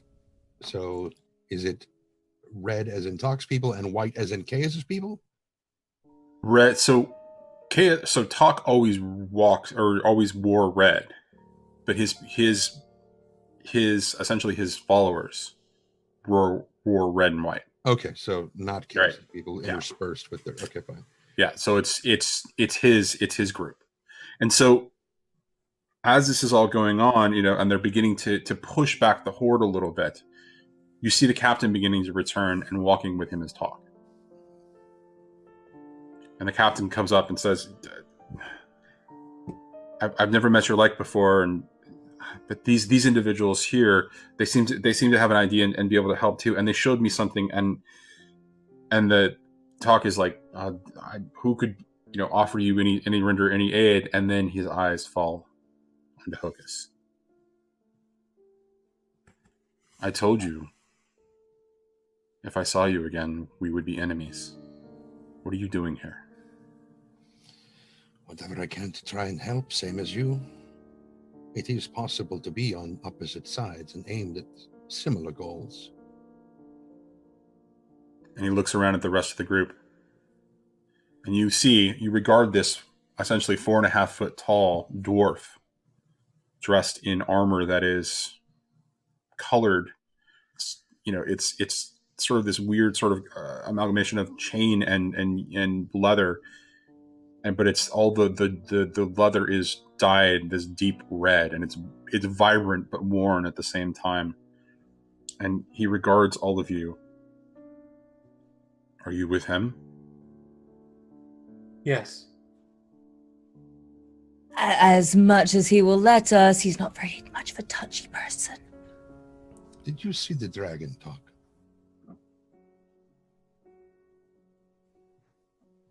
Saw that, did you? Is that with you or someone else? It's an old friend. So with you then. I will worry less about it then. There's a bit of...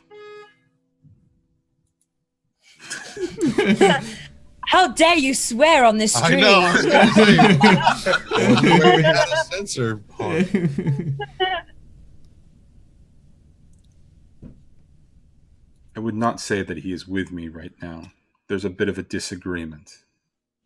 However, as long as you don't get in my way, I will not have to make good on my words.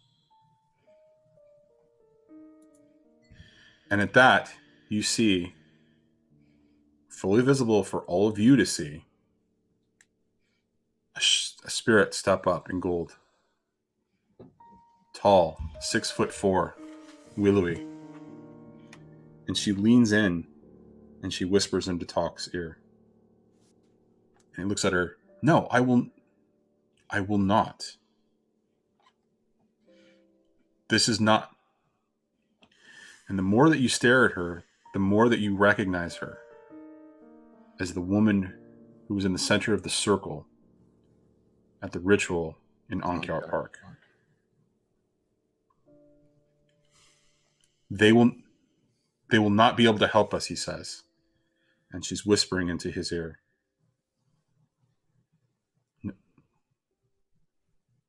No.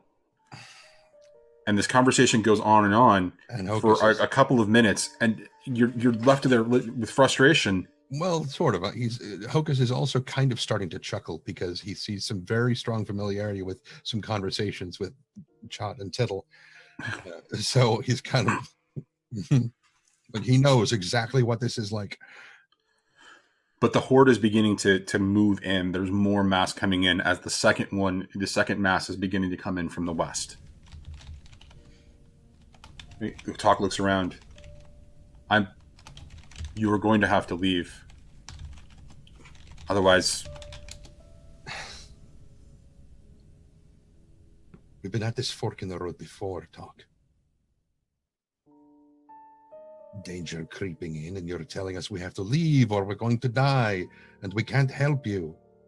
And clearly Hocus looks at the spirit of the woman and goes, I presume that you are the friend that was lost. And she bows very deeply to you.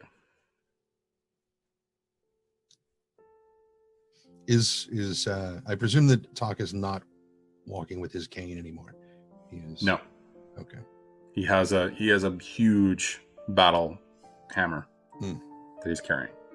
And I'm glad to see that you are well and whole as much as you can be again. But I would ask, and if you will not tell me, I'm certain that she might. What is it that we can do to help? And I don't want your opinion. I want hers. And at that, there is an explosion of light coming from Six Towers. This column of light just begins to shine up.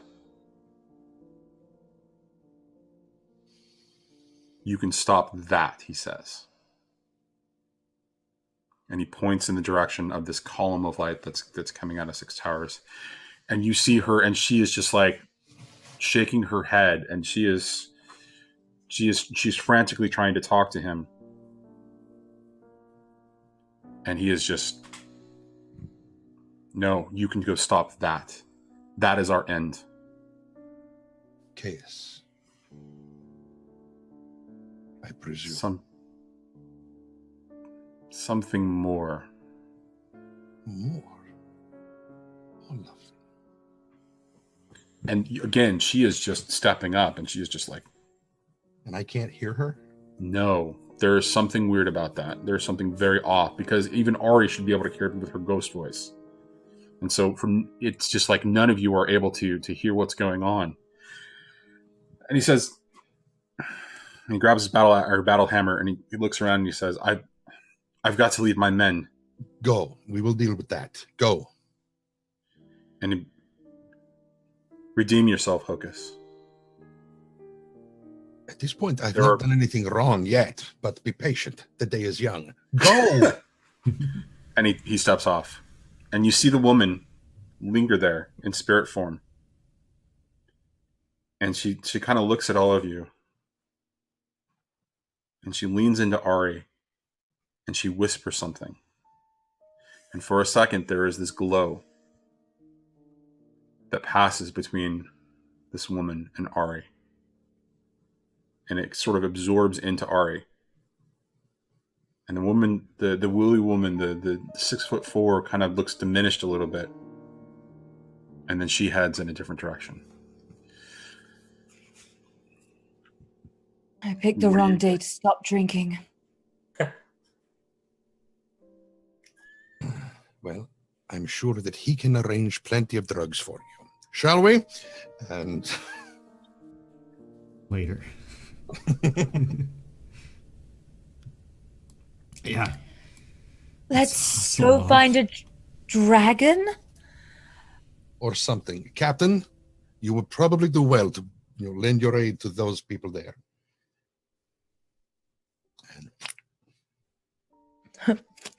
Towards the pillar of light. And so My sentiment exactly. he was, he looks at you. I don't understand any of this, but I hope I see you on the other side. And he runs off to start ordering other people. There is another side on which to be seen.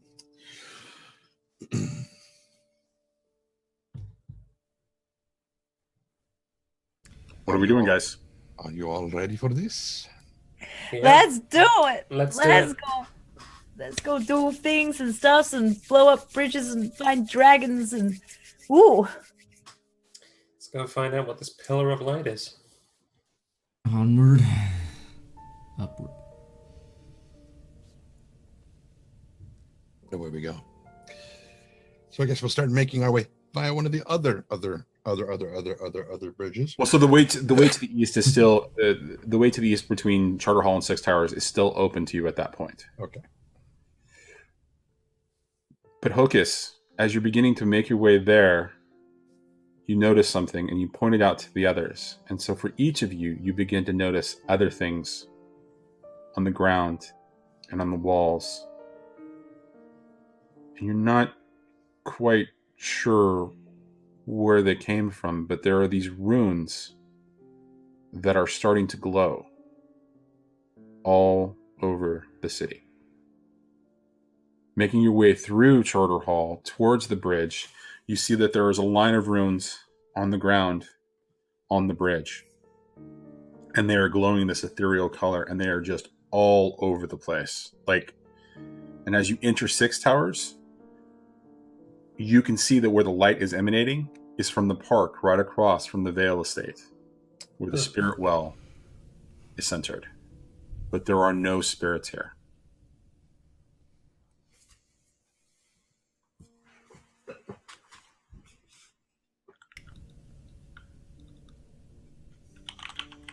Right.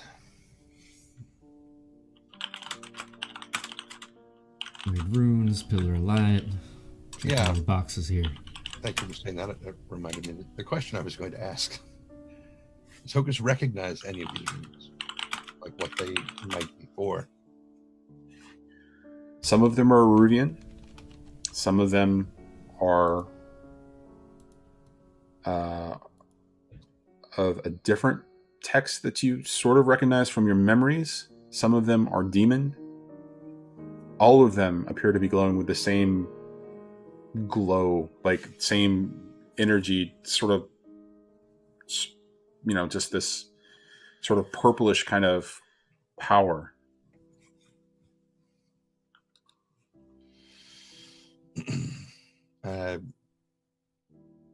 Does he have any idea what the context of them is? Like, if we step across them, the bridge will explode.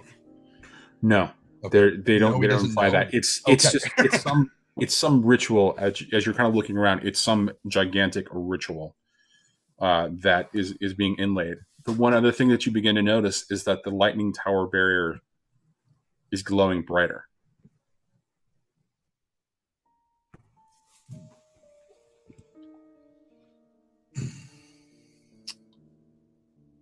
All right. Remember at Coachella how they had those pillars set up?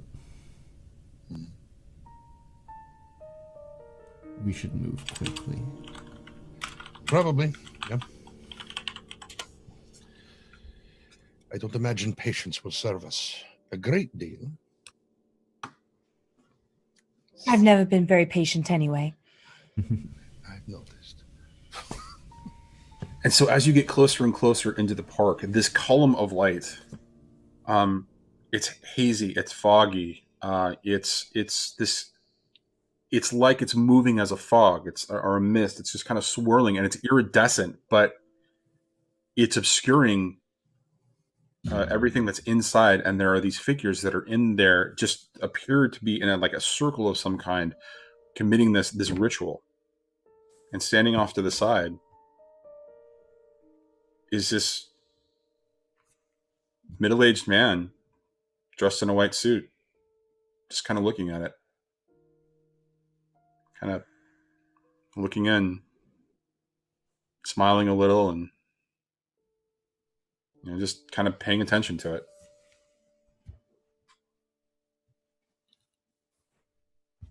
That looks familiar. So, are you going to say something, Sky? You met him before, Sky. Yeah. Sky's gonna like walk up behind him and put his arm over the shoulder. Be like, guys, buddy, you're not quite as dead as I remember. Death is but a door. Not when I see many people walk back through. Well, I am the key that opens the door. And what does that make us? Well, you're all here to watch the end, so I assume that makes you doors that I've opened?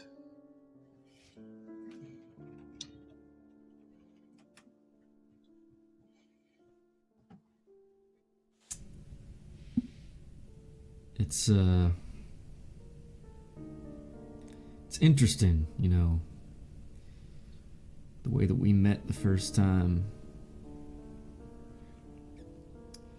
Opera show was quite the affair. It has nothing on this. This is for real showmen. Right there. And he points at the column of, iridescent, glowing fog-like mist light show thing that's going on in front of you. While he's having this conversation, Hocus is going to be continuing to look at various runes nearby and listening to what they are invoking to see if he can get a grasp of what the end result is intended to be. You can't hear anything coming from that column of light. In fact, when you look inside, the figures are incredibly still. They don't appear to be moving at all.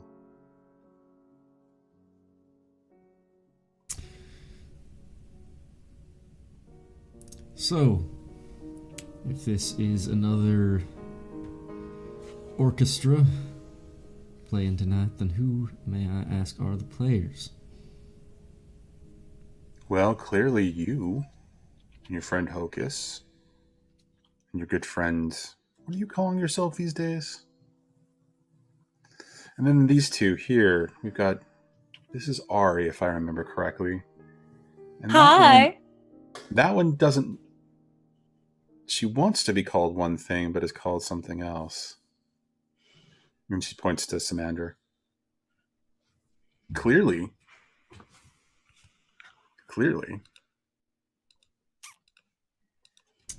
Well, if I recall, You're participating, right? You're here to witness.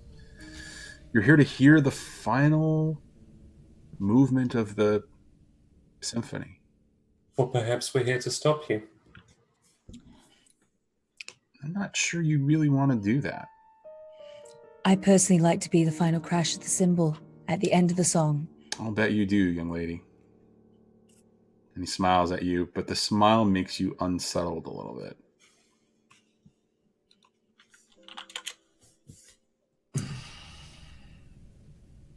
and if we're to play the bass, then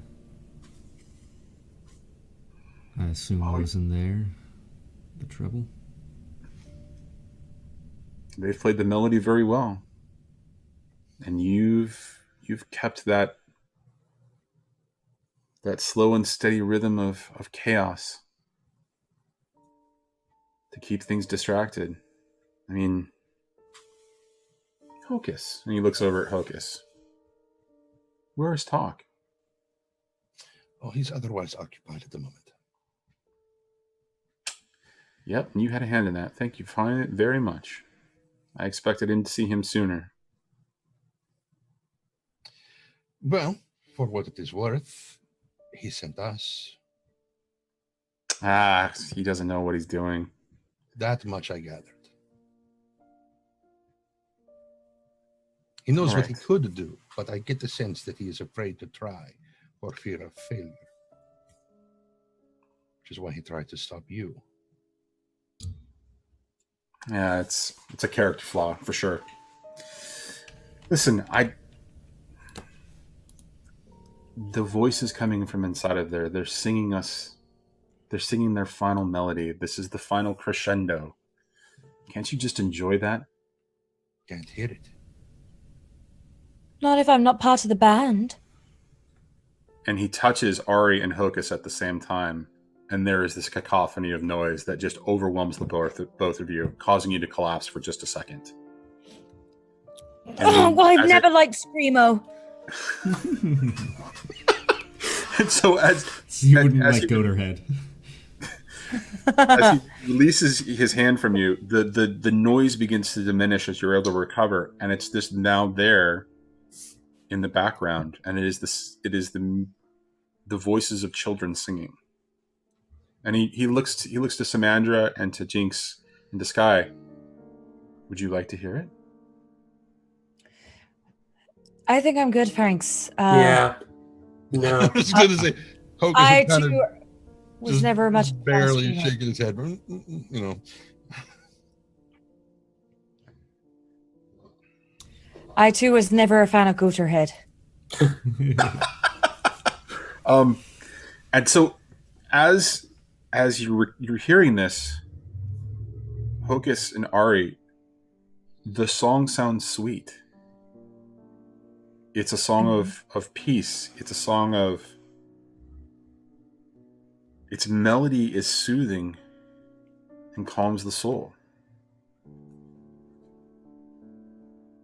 And while Ari and Hocus are getting lost in it, and Chaos is just kind of smiling at them, the rest of you see in the background in the distance the horde beginning to arrive as it begins to kind of close in.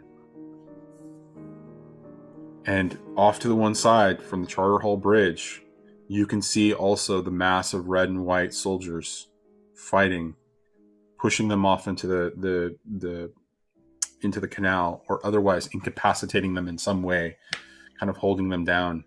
And there is a glint of red in the light, ambient light from the street lamps, the electroplasmic street lamps. You can see a subtle shade of red just sort of over there as they're kind of just coming in. But Ari and Hocus are still just kind of caught in the revelry of this melody in your head. It's soothing. It's wonderful. It is peace. similar piece to what I felt in Barcleft.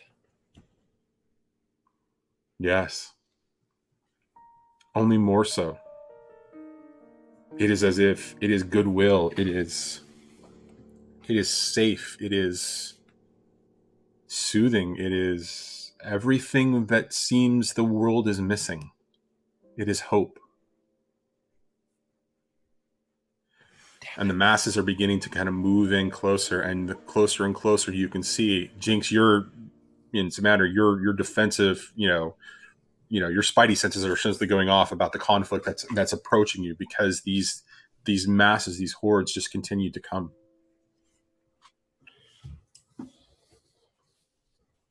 We're running out of time, guys. And Jinx looks to Hocus. Hocus, what do we do?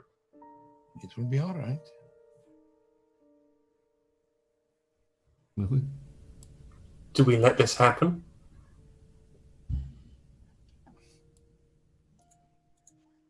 I think so. So we just let chaos run amongst.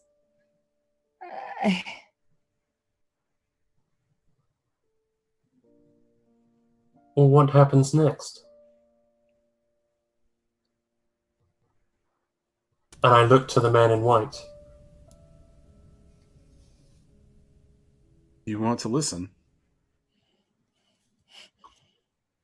And Hocus Yes. is not he no longer is he shaking his head. Yes. And he puts his hand on your shoulder, and for a splitting second, the cacophony of sound is so overwhelming in your ears that you're forced to your knees in just pain. And as he lets it go, it subsides. And for Jinx, it's a little bit different. It is still a song of children singing this melody, but there's a Skovland disposition to it, that a melody that and a technique and a style that is very much a Skovland folktale song. And it cakes you, but it's not like you feel like you're under anybody's, you're charmed, you're beguiled, you're bewitched. You hear the songs of your childhood, and it gives you that sense of there's a purpose in the world, there is hope, in the same way that it's conveying it to Ari and Hocus. What do you hear, Jinx? Peace, hope, love. I don't know. This doesn't make sense. You should listen, Sky. Ari's going to look right into Sky's eyes at this point and just kind of nod at him with one of the most sincere looks she's probably ever given in her life.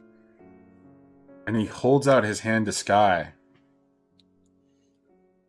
And he looks at Sky. And when Caius looks at you, it's not peace that you see in his face. It is leering.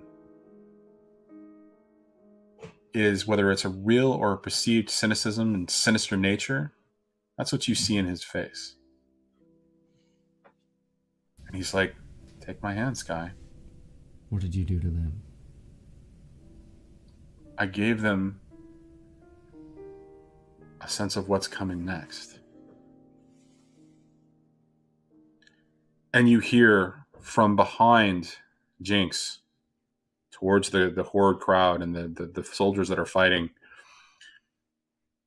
talk, screaming Caius's name and brandishing his hammer. Don't make me stop you, brother, he says. Don't make me stop you.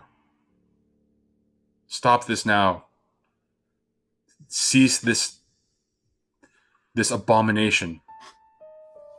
And you see him reaching for, his other hand as he takes his hammer. He's a good 50 feet off, but he looks ready to rush and make an attack on Caius. And Caius is still just looking at Sky and leering at him, perceived or otherwise, whether it's real or not. It looks sinister.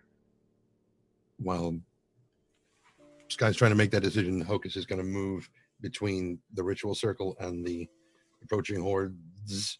Mm-hmm.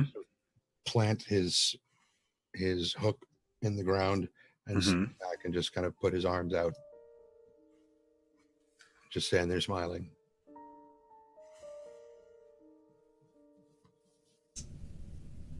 Sky looks into his leering eyes, and he looks back at his friends who look calm and peaceful.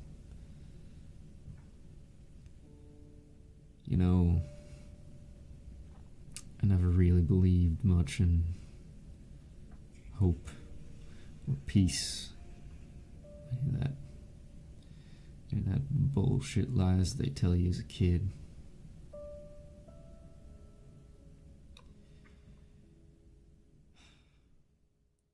Seen enough of this city to know that it's all fake. There's none of that to be found here. And with that, there is a cry from Talk as he begins to make his way towards. And Caius doesn't turn. He's got his hand outstretched towards you. framed next to him is Ari, smiling at you, telling you to do it. But you can't shake this moment of there's something sinister about Chaos's face. And he's just extending his hand out to you.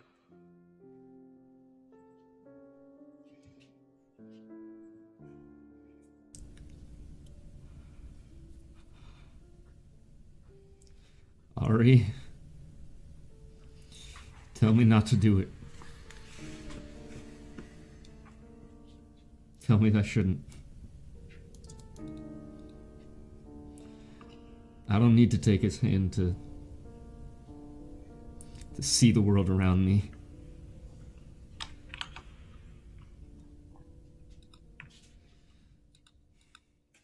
Meta moment. Mm-hmm.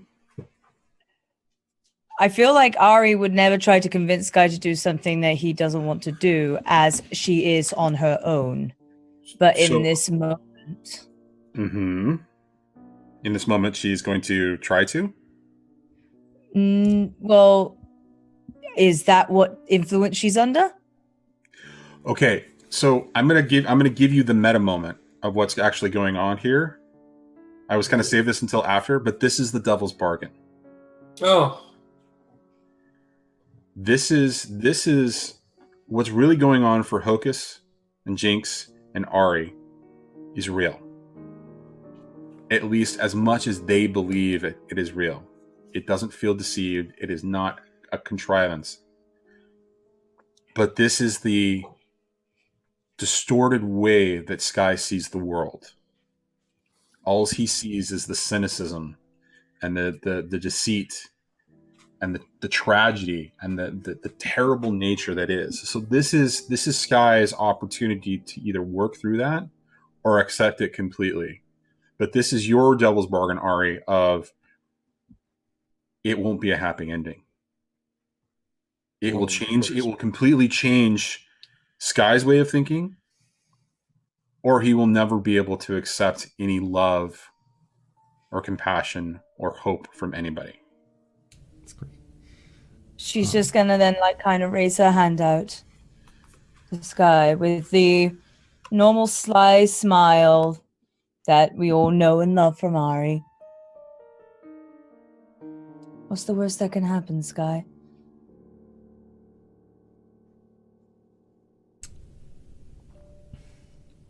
At this point, there's really not much. And he takes her hand, and with the other, he takes the hand of Chaos. Wow. Okay. It's overwhelming for Sky as well. Poor Samandra, she's just kind of shaking her head going, what the fuck's going on here? Because the four of you have all accepted his gift to be able to hear.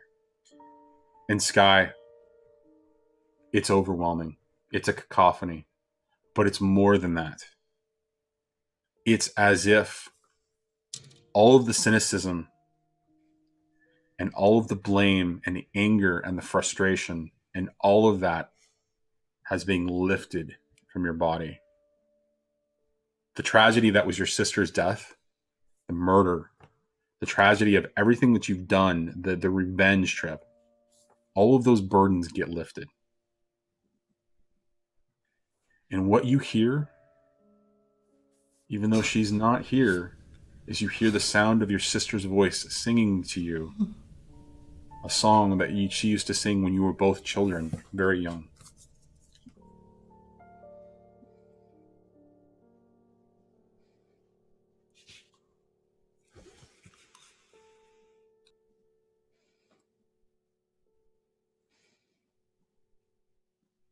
He, for a moment, just collapses to his knees, hand still holding Ari's above him, and then, grabbing onto her for support, pulls himself up. Talk is rushing Chaos, though, as Chaos is still looking down at you, kind of smiling as you're kind of getting up. And he gets about 10 feet away, and you see him raising that hammer as he's screaming.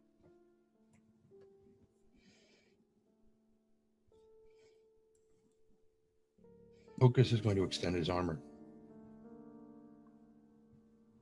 What was Jinx going to do? Stand in the way. Okay, we're gonna do this at the same time.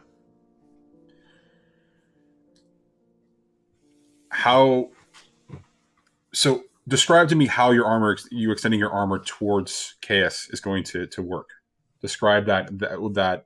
What is that mentally or emotionally? What does that look like, or what is that experience like when you do that? Well, it's not dissimilar to what happened when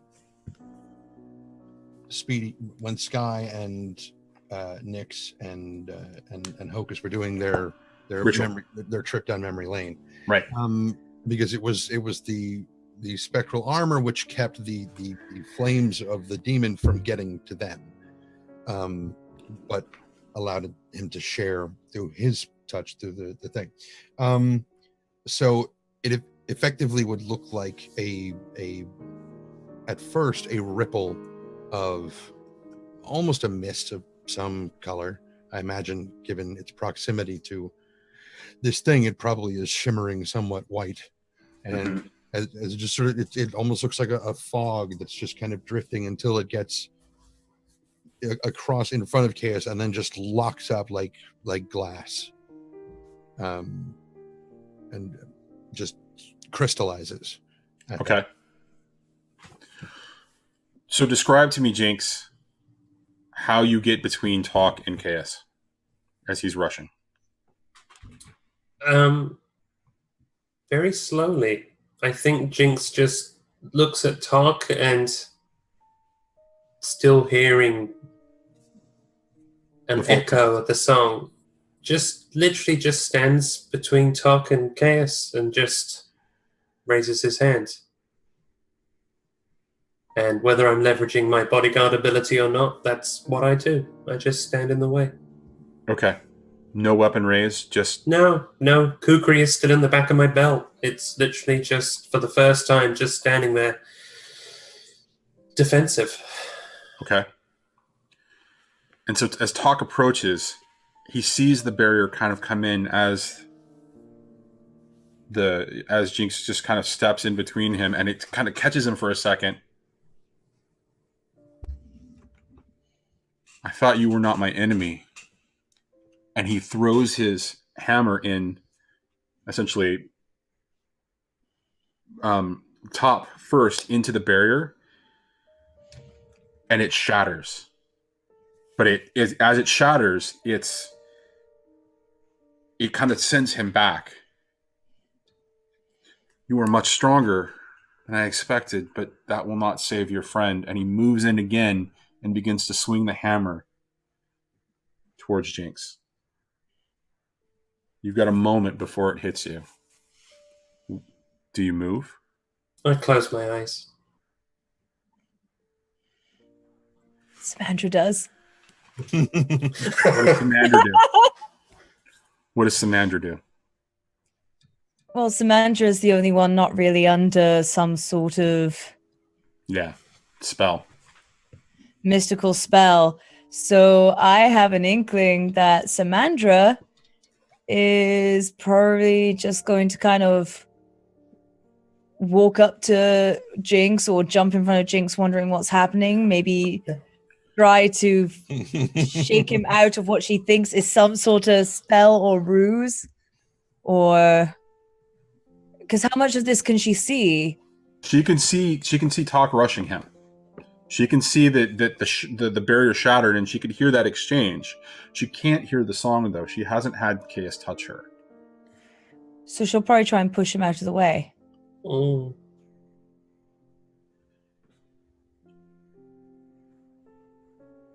So at the last second, Samandra walks up and kind of pushes Jinx back as the hammer connects on the side of her body, breaking her arm, shattering ribs. and kind of just knocks her as she goes. She flies a little bit, kind of off to the side and then crumples to the ground. As the rest of you are just kind of looking in this in, Talk looks and kind of steps back.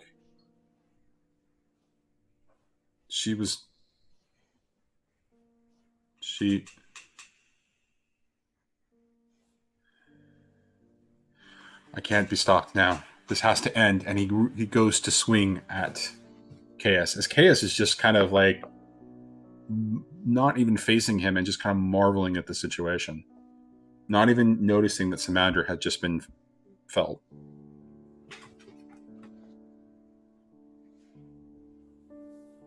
The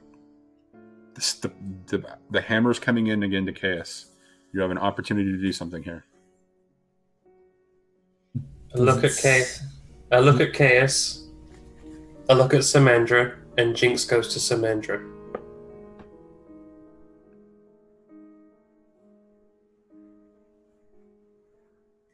Exposing Chaos to Talk. It'd be bad to have Ari have a moment where she just pushes Talk forward. You've made us accept our deaths, now you accept yours.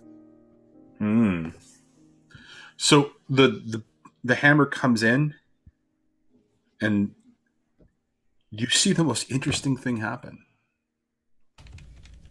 The body, the body as it connects with the hammer just kind of comes in and just crashes. And again, like Samandra, arm is broken, ribs are crushed. The weight of the hammer is harder. But for a second, you see the body move, and there's still Chaos standing there. And for the first time, you can see him as he really is. Standing there, Hocus, you see Chaos, the spirit that was of the man that you saw so many generations ago. But the hammer has this effect. It smashes in, and it begins to kind of absorb him. As for the first time, you see that there are flecks of gold in his white, flat armor of spirit that is covering him. And you can see that sort of crack. And it just kind of shatters and falls as he is just absorbed into this hammer.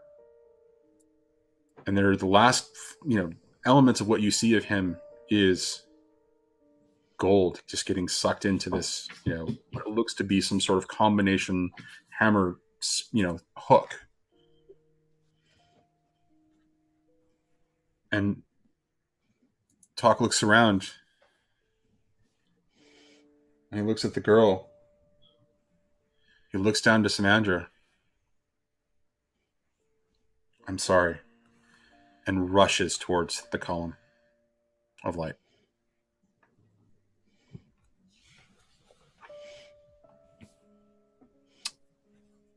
So, how aware are the rest of us now? You're very aware of everything that's going on, right? You just you hear the song, right? And you have that feeling of goodness, but you're shocked by what you're seeing around you.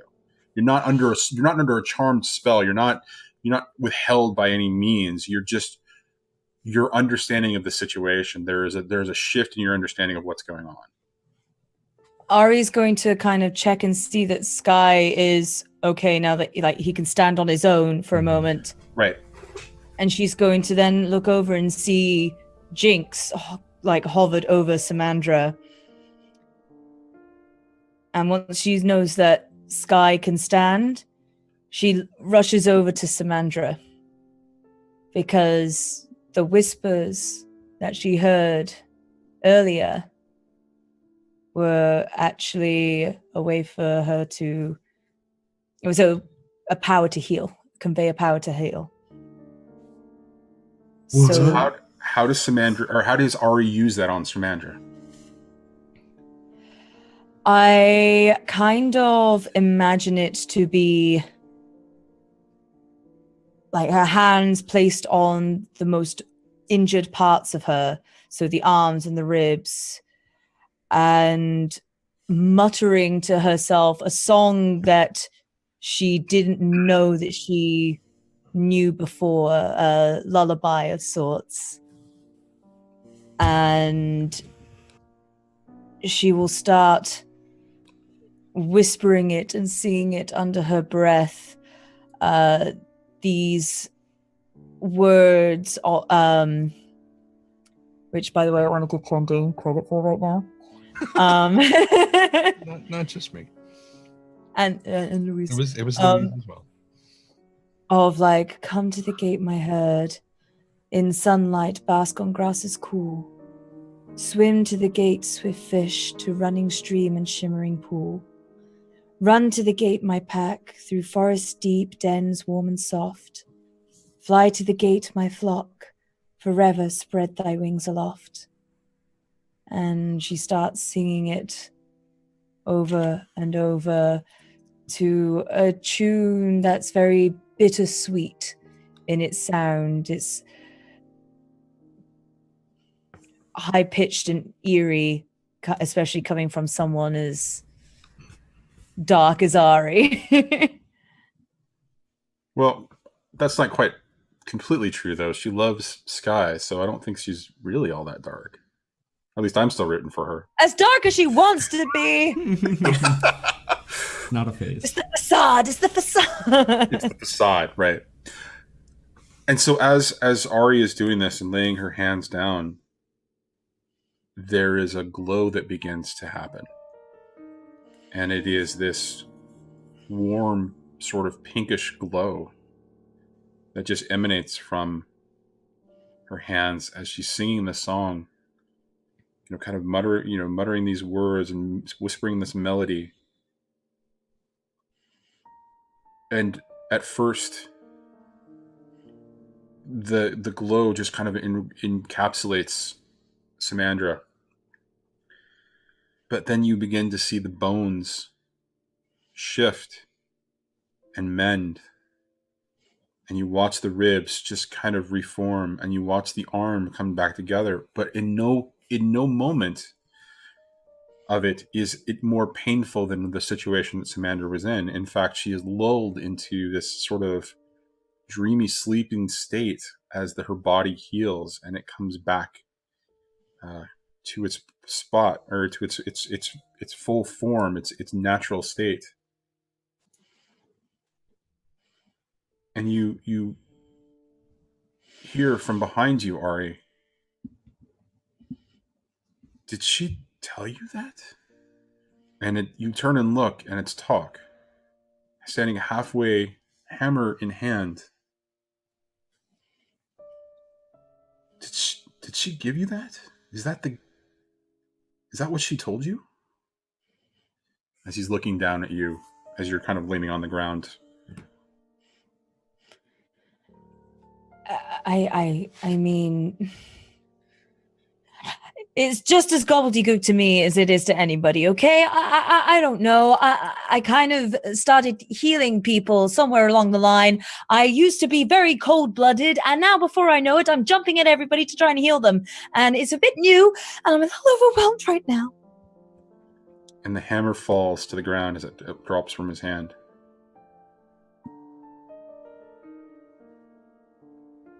And he looks at you, he stares at you, but it's a sign of resignation. It's a sign of exhaustion. It's played out on his face, and there's a little bit of a there's a twinkle of amusement in his eyes. She was right. And he looks back to Hocus.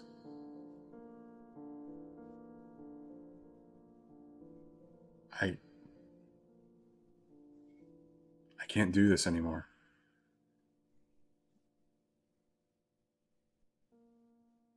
And he steps back and he grabs his hammer and he twists something.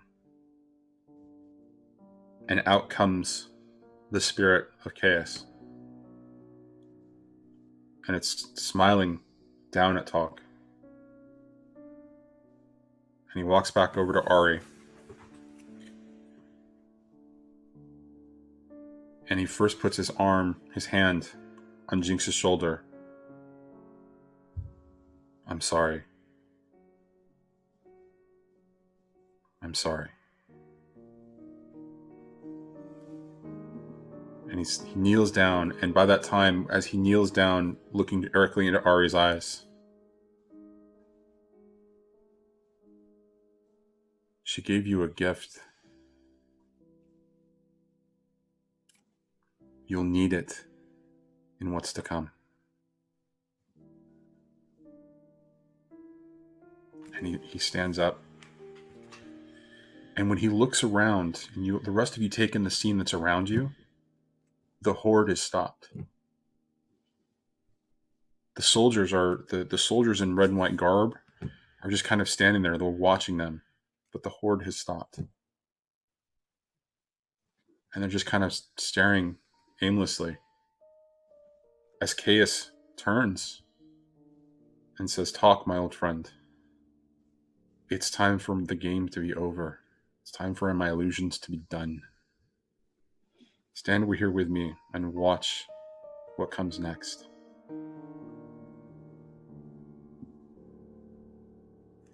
And it is at that you hear the same sound coming from the sky.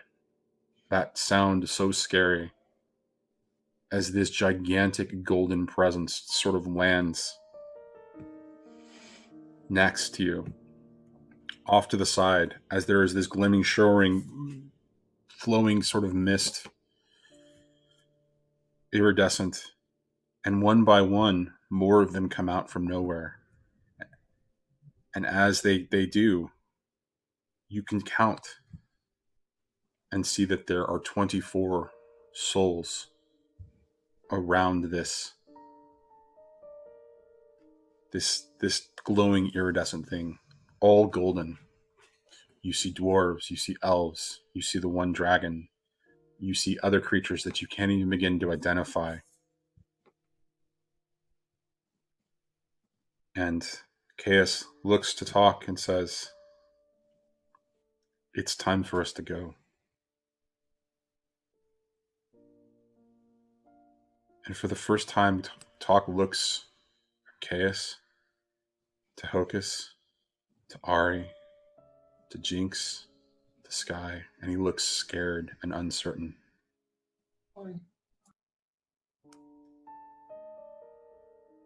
And he reaches in under his tunic and he pulls out a medallion and he hands it to Hocus.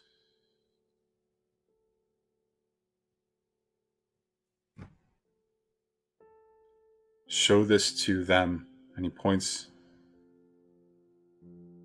back to the horde of, or not the masses of, or like his soldiers that are standing there next to the masses. "There is one who will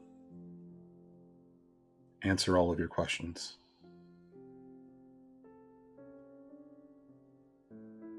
I was wrong and I'm sorry.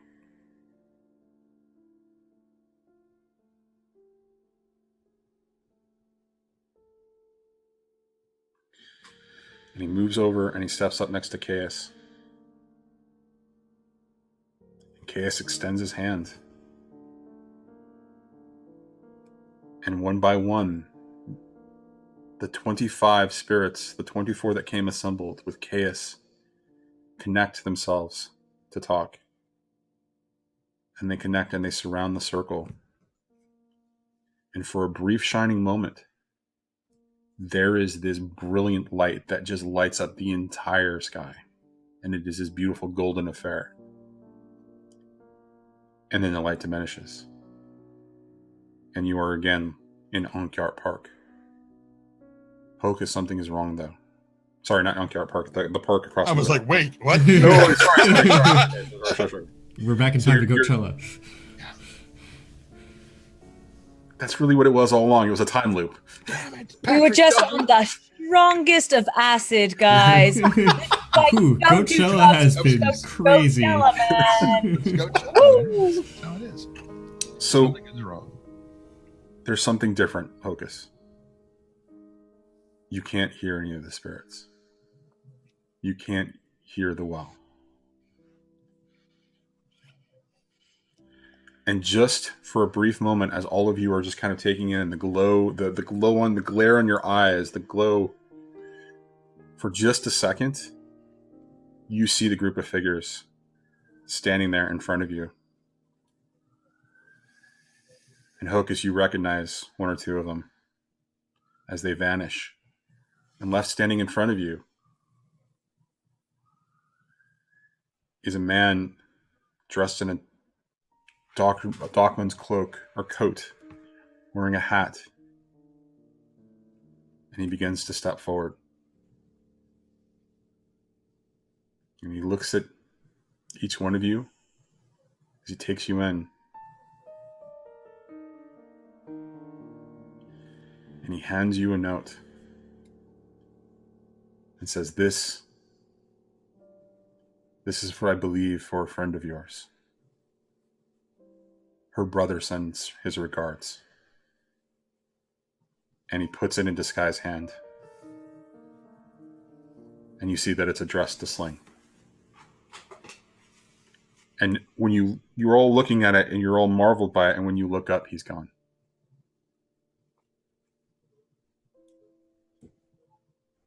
And when you look around as well, the mass, the horde, they also are not there.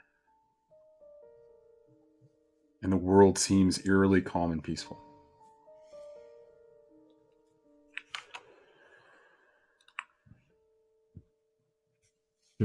Should I read this? Was that a Sky question or a Speedy question? That was a Sky Both? question. Yeah, both. It's clearly addressed. It's clearly addressed to Sling in a handwriting that's easily recognizable. That was Ari's gonna say the same thing that she said before. What's the worst that can happen? I mean, it's not meant for us, but it might be hard to track her down still.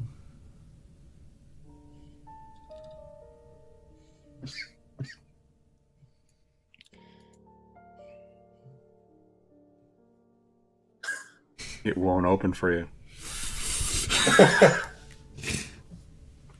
When is Louise going to show up in the call? I'm waiting for it. Please, honk! you hear a ghostly voice. I have a gun. Yeah!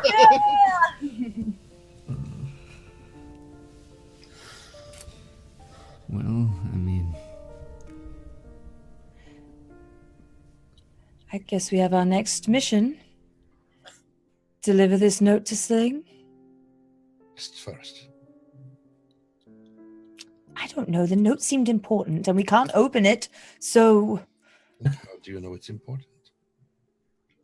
because we can't open it. If it was unimportant, we would have been able to read it just fine. And if it were important, then I suspect the man who appeared out of nowhere and then disappeared back to wherever he came from most likely could probably have taken it to her himself.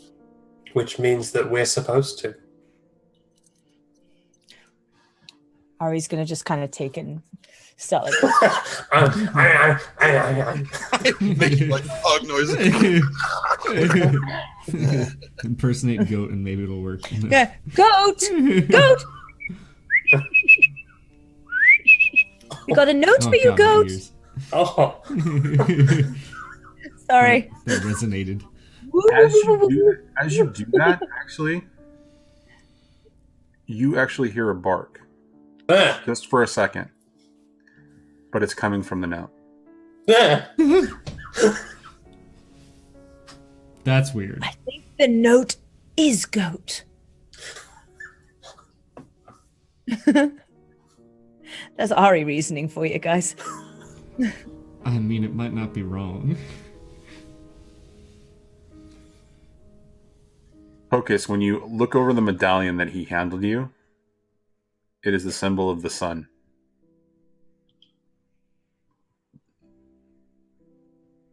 Told you there was someone who'd have the answers. I can borrow craft. Is that where we go? Is this safe now? Are they done? They were the last bastions of what I guess we would call true magic in this world. So now that they are gone, we are, in essence, left to our own devices. Is the lightning barrier still going? No. All of the glowing symbols are gone. The lightning barrier is down. And it is eerily quiet.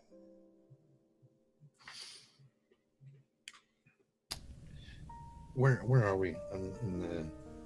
You are in 6 towers, and I will show you exactly where on the map. As soon as I get it. I believe the Vale was established, or the park for the Vale was established right around here. So That seems right. I'm somewhat curious to see what the ocean looks like right now.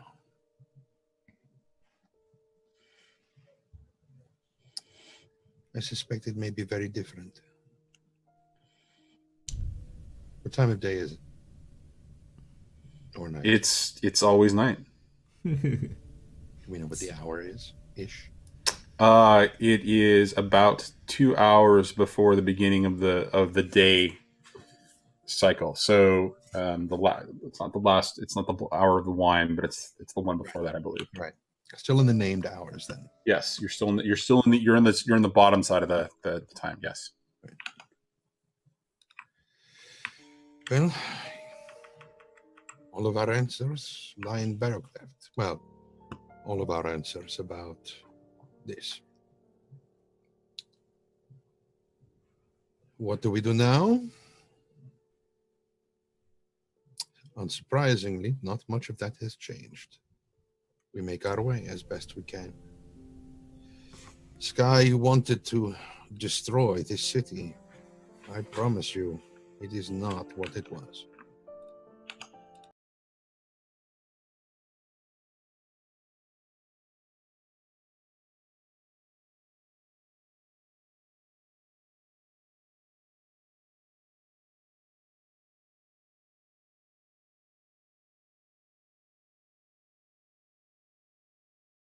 I Any need to get back wells? to the train. Oh, Are there any wells active? Are you making your way back to the train? Yeah. Okay. So no, the well in the center of the park is gone. There are no spirits around. As you begin to make your way back towards the train, you follow familiar haunts that you know have activity. All of those are silent, including the well. Please, please, please, please, please, please. So as you get back to the train car, you find it empty. However, there is a note with Sky's name written on it on the table.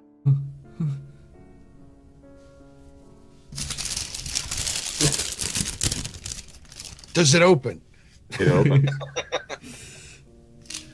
And it reads in Lyra's handwriting. Dearest brother, a good man in a cloak and a coat and a hat said that you would need closure for what's coming next. He wouldn't tell me what that was, but said that I would be much happier. So I'm going to follow him to something called the Green Fields.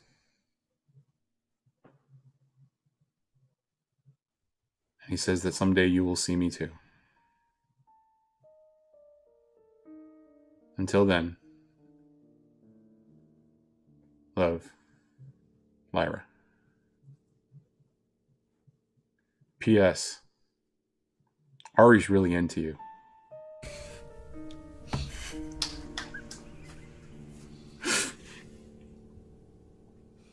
God damn it, Lyra. Understatement of the year. Da, da, da, da, da, da. So it is the last hour of the night. She's saying. Do you convey any of this to any of the rest of us?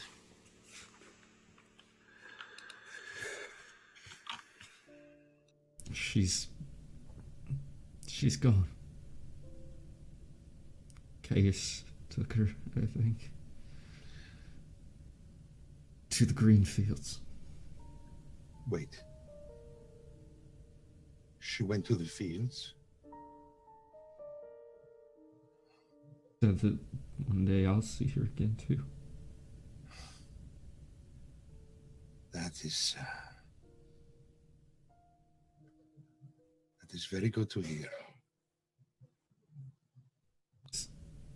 Is that true? Is that possible? What does that mean?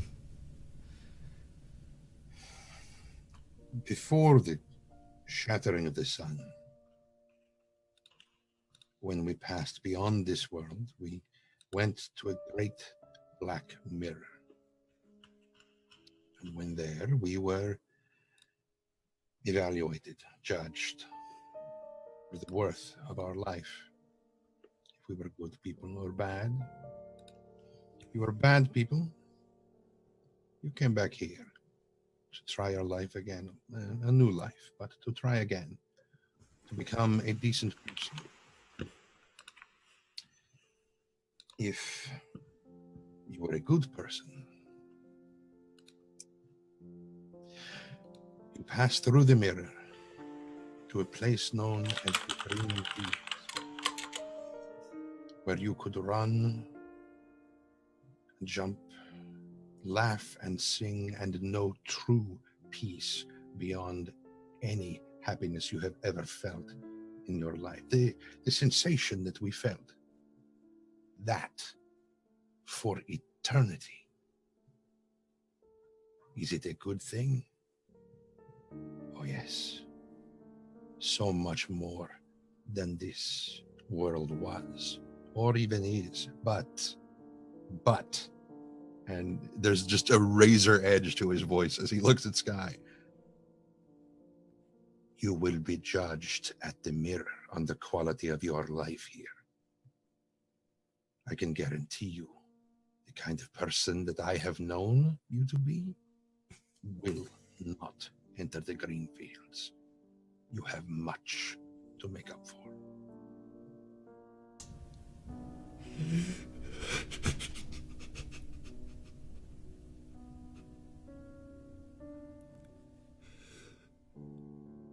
As do we all.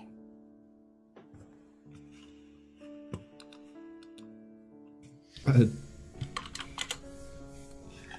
know it may take years, it may take lifetimes, but Lyra, she's there.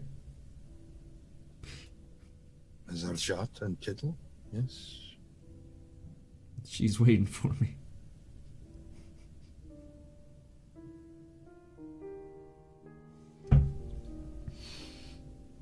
Hocus, as you kind of take it in, as you say, Tittle and Jot, you notice something out of place off to the side over on your bunk. Is there a railjack? Is there a railjack still sleeping in my bunk? No, he's gone. Thank God. Like, damn. I told you, be out by morning. There's something a little off, right, about it, and you kind of look, and something about it reminds you of the types of pranks that Tittle and Jot would occasionally be able to play on you from the ghost field, when they would be able to affect the real world occasionally. And so you notice that there's a little note there and it's in the scribbled hand of two different children writing and trying to compete and write, and you can see that there's almost like a mirror of the two notes there. And it says, was told to tell you this by some guy by the name of Nix. The ritual has started. I need your help. We're going to make the world the way it once was. Hope it helps. Love, T&J. Puckish little shits. I'll get right on that. Thank you.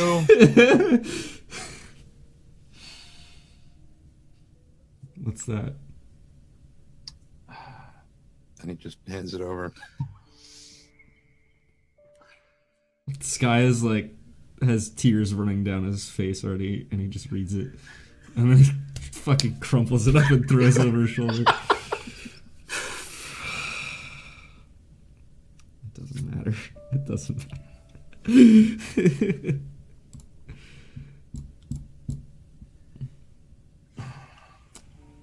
It's done. Part of it is done. And it looks over at Jinx. What of your civil war? There is no civil war.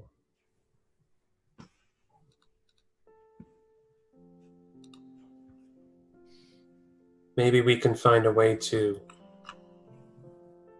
in light of things, improve the situation for the Scarps here in Duskfall.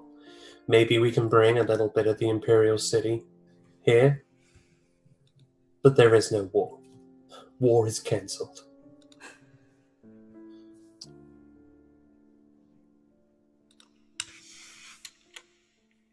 And how's Samandra doing? She is healing quite well and sleeping. She's still asleep. When you brought her here, you brought her in your arms. Okay. And she's still sleeping on your bunk.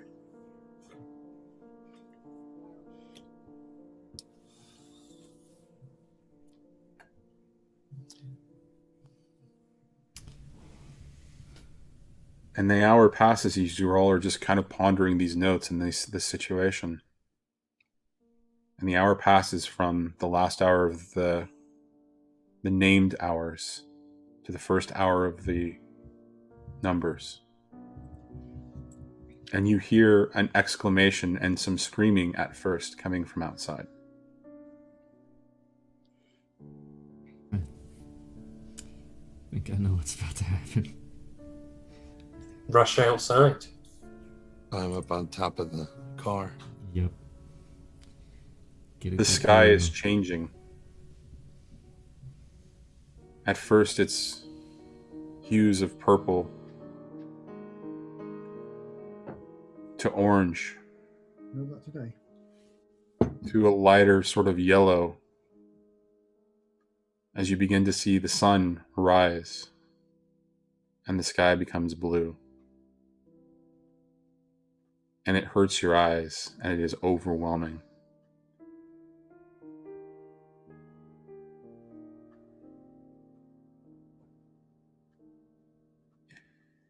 And the moment that the sunlight falls upon you, the medallion starts singing to you, Hocus. It's a eerie sort of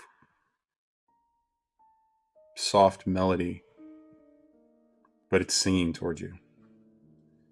And if anybody else gets close enough, you can barely hear it.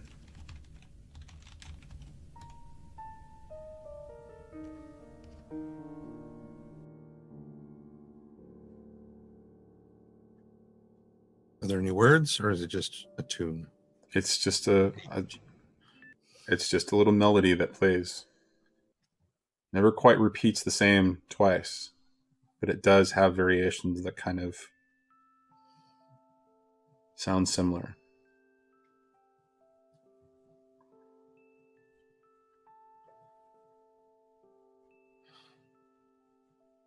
I suspect that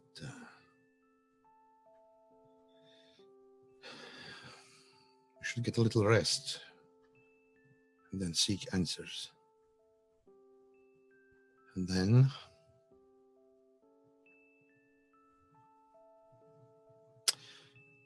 I'm going to go and plant a tree.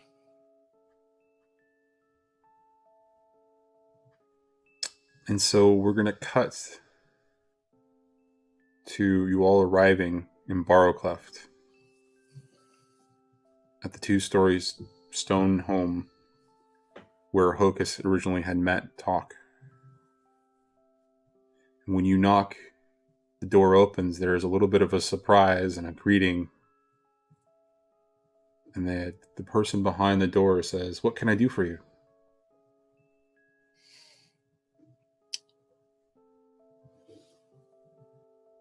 And he just holds up the medallion. I was told that someone here could answer whatever questions we may have. And there is a deep inhalation. "That is Master Talks. Please come in." And he motions all of you in. And when you come inside, there is a fair group of these individuals dressed in the red and the white. And they are all wearing, in addition to their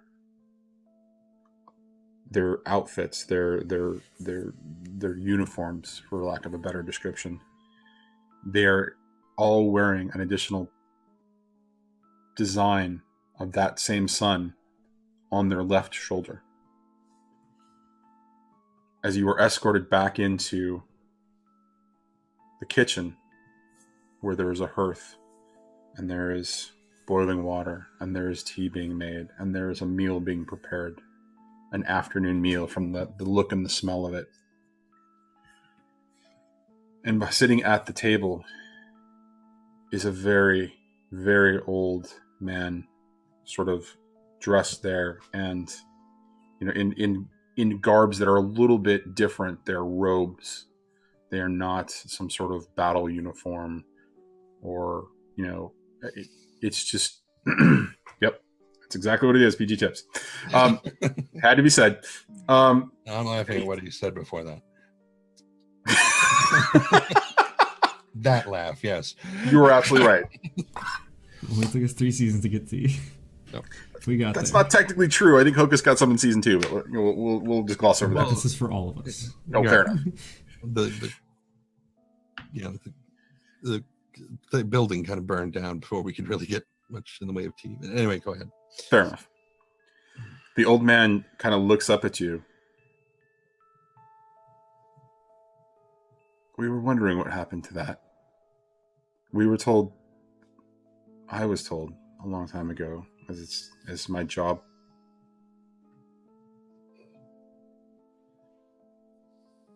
that it might be passed on to somebody and I would have to answer their questions."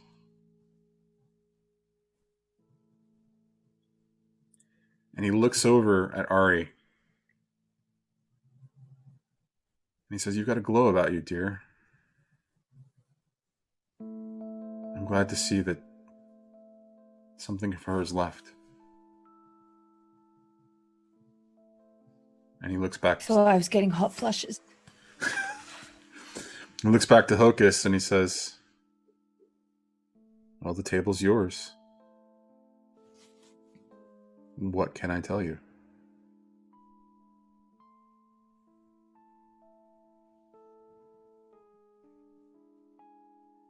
Can't hear you. I said I don't even know where to begin.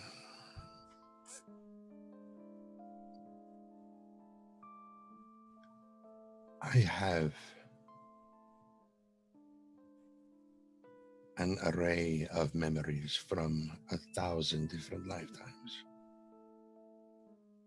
But none of them are truly mine.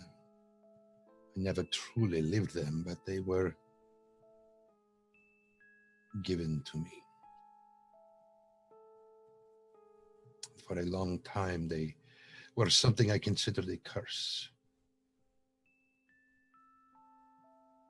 But it allowed me to know the feeling of the sun on my skin, the taste of fresh air, the feel of green grass.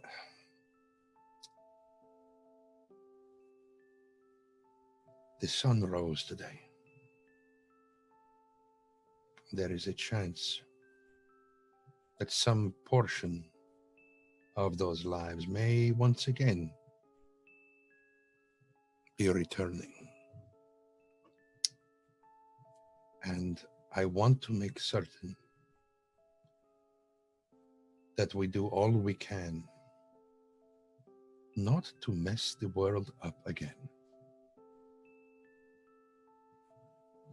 So I suppose the first question is,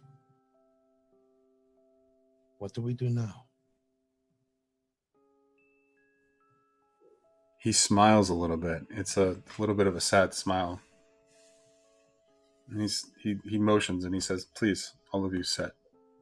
Stay a while and listen. Yeah. And he turns, and he reaches out over towards the hearth for the kettle with the tea.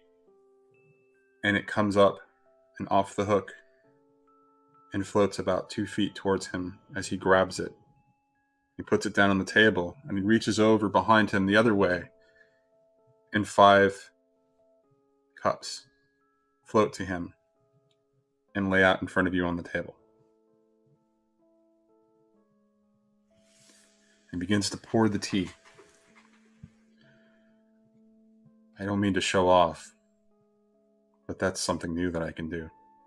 And he kind of smiles as he begins to pour the tea.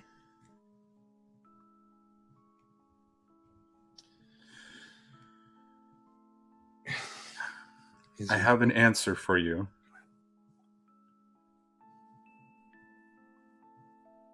And I was told that if this ever happened, or if I was to convey this to somebody else, that it might be unusual.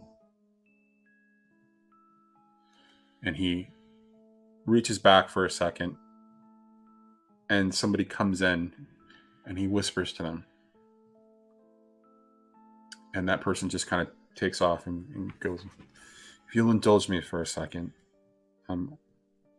this will be important. But the simple answer is that I don't know. I can do this, as you've seen. There will be others who can do marvelous and terrible things.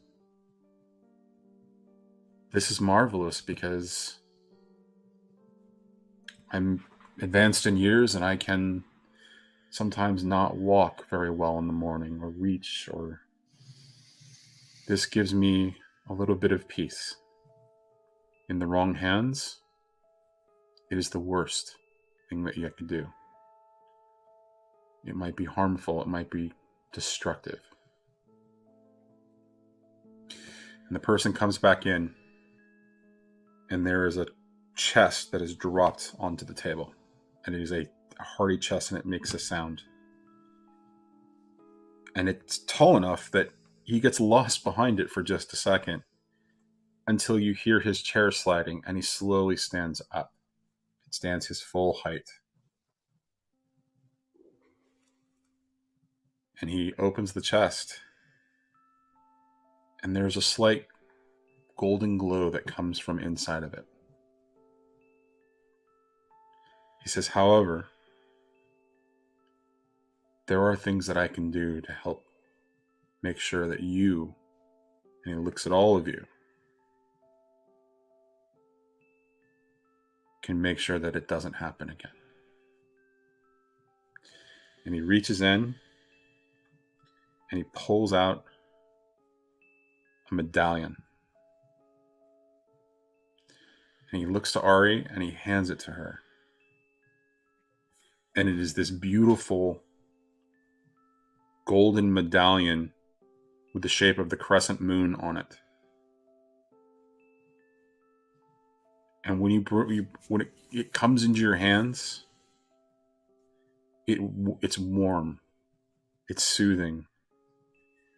It feels like the whispers that the ghost gave you, that the sounds, but it imbues you with that sense.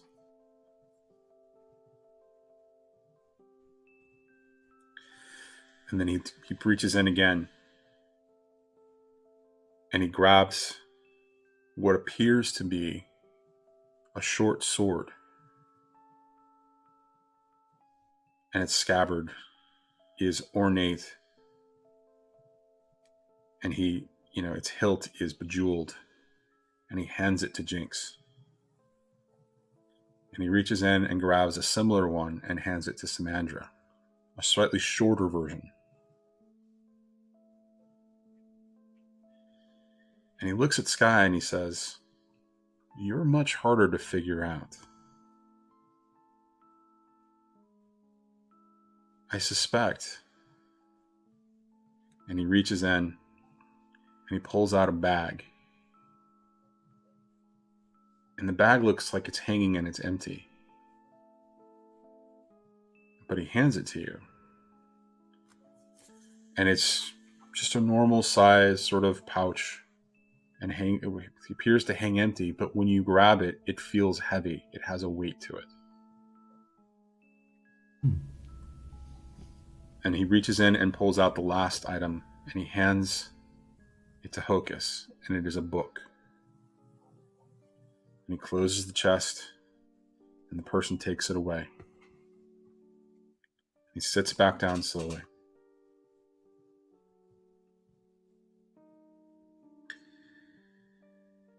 I was told to give you these gifts, whoever you were, when I arrived at this moment, or to explain it in the same way to whoever would be next, whoever would have the privilege and the pleasure. And I was told to tell you these words. This is the beginning. These items, they imbue you with opportunity. He looks to Ari. That is the medallion of the goddess.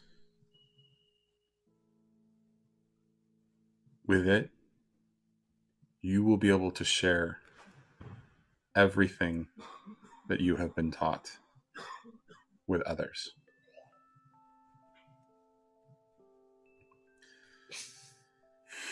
Sorry. Okay. Some healing over there. Lesser restoration. Mm-hmm. Yep. Yeah, no shit. And he looks to Samandra and Jinx. Not all wars involve bloodshed. Some require sacrifice, and some require service. With those will tell you the truth of things and will help you lead those around you to a much better life.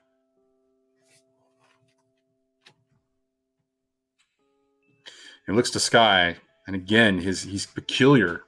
He's got a peculiar look on his face. I can't quite figure you out, which is why I was told to give that. In it, you will find everything you need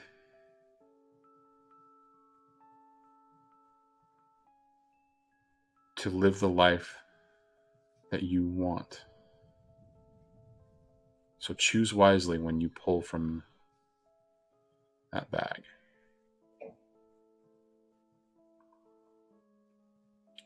And to Hocus, he looks last and he says, the world has changed. You once had abilities. You once could hear things and see things and do things. The path to that life has changed and lies within that book. Learn it well and then share the knowledge.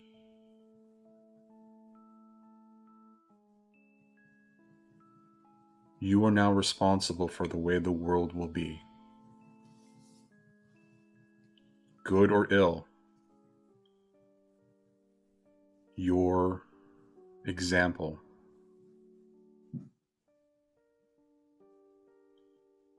will set the tone for generations to come.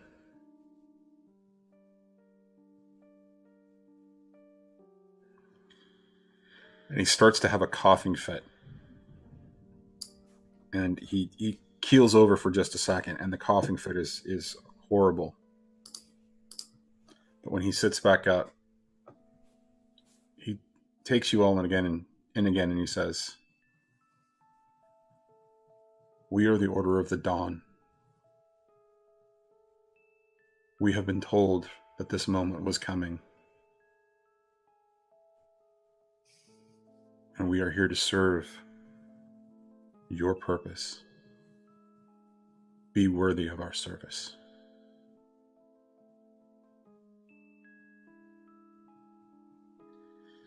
And he starts to get up.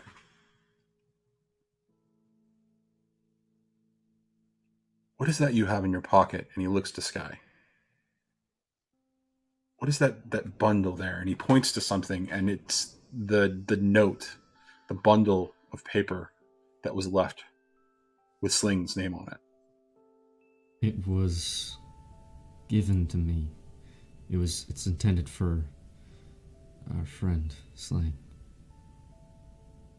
She's in Tikarosi, last we heard.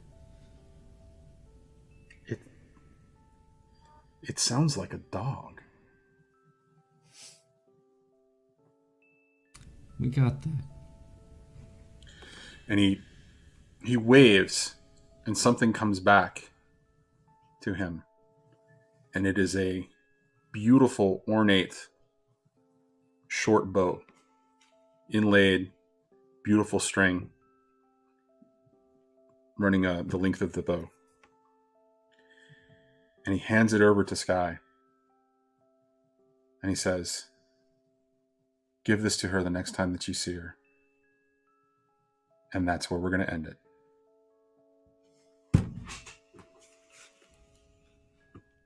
Holy shit!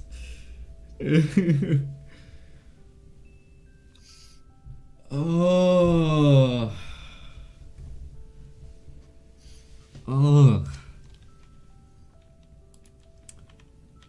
Johnny.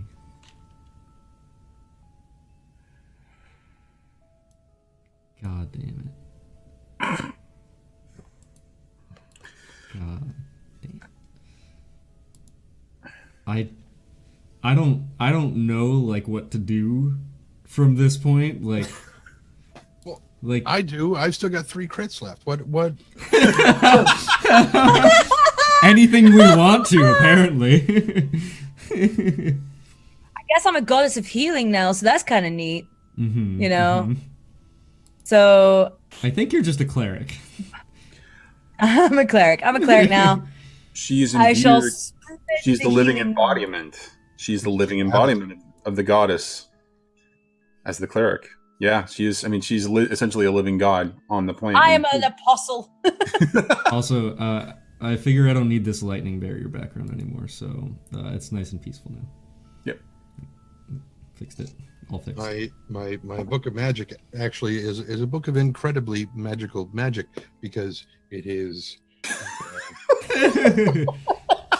That's funny because I'm actually in Hobbiton now, so.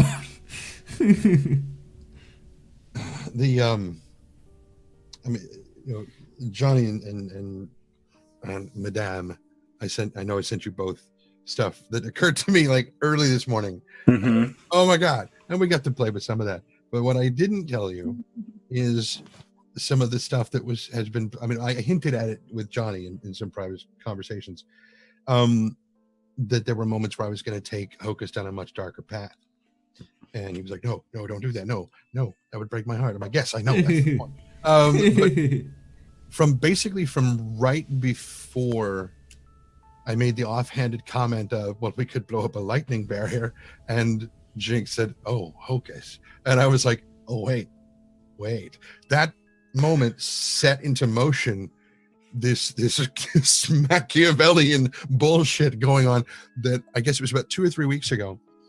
I was hoping, praying God that we would get to a point where I was going to walk over to Sky and like he was going to be laying there dying, and it's like, I can hook you and put you in a bottle and find another thing. I was like, it's okay, and he just leans down and like everybody else is dead, and it's just me and he grabs him and without making it clear, sets the hook to puree rather than to harvest the soul. Oh my god. The last thing he does is he looks Sky in the face and says, "Now the city of Duskfall belongs to the whispers of House Hakan," and just hooks him right there. Jesus Christ, Hocus. That was why Hocus wanted to go to Arovia, was to get his family and bring them back and take over all of Duskfall. Oh my god.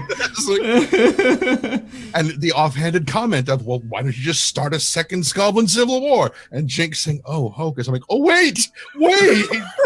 Ah! I feel like Ari, if she found that out, would have just been like, I have a whole new respect for you. So that didn't I mean, happen. I always liked you, but this takes it to another level. That's ridiculous. God. You're all evil fuckers. I'm just going to say that now. You're all evil. Pretty evil. I'm I'm disappointed we didn't get to learn about Kitty's character in more depth and her plans to steal my stole for Lord Skurlock or whatever. So that actually was going to factor into this show, and then was going to factor into the Void in what they were dealing with Skurlock as well. I was looking forward to exploring that. I'm really sorry we didn't get to.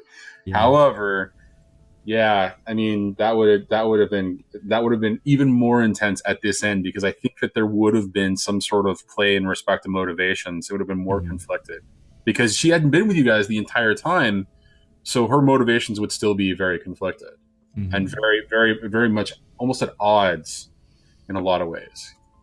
So I really wish we had the chance to explore that. Yes. I miss you, Kitty. God damn it, I wish you could. It's fine. Without having like enough time to fully develop her character, it would have been much harder to do. So right, but there were a couple of places where it was just like this is the perfect place. So yeah, some of the time, some of their game. Yep. God. Well. Over the next year, this story is going to be finished off in a series of one-shots. Yeah. Welcome to Faerun. No, so it's not Faerun in that respect. That's not where my head was actually going with it. Definitely. It's actually, so it's funny because the next place that my head went was 100 years in the future. What is the legacy? Because, so you guys know, so over on the Void, right? They dealt with the situation, and they dealt with Skurlock, and then they all went on their merry way, besides Mr. Wolf, to the Imperial City. Right? They basically, their train went off into the dawn. On the Void, on the Shroud, everyone except Bowerstone became a god in some way, shape, or form. They went to the green fields, basically. But they emerged with so much more, and there was much conflict about that. So the legacy of what happens inside of 6 and 20 in the Blades in the Dark world falls to the Phantoms. And each of you were given a gift to fall under a particular discipline, right?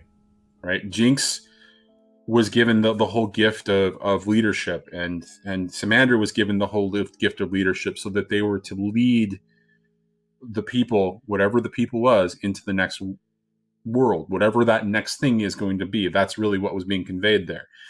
Ari was given the gift of, the goddess, the healing, the nature, the life, the balance of life.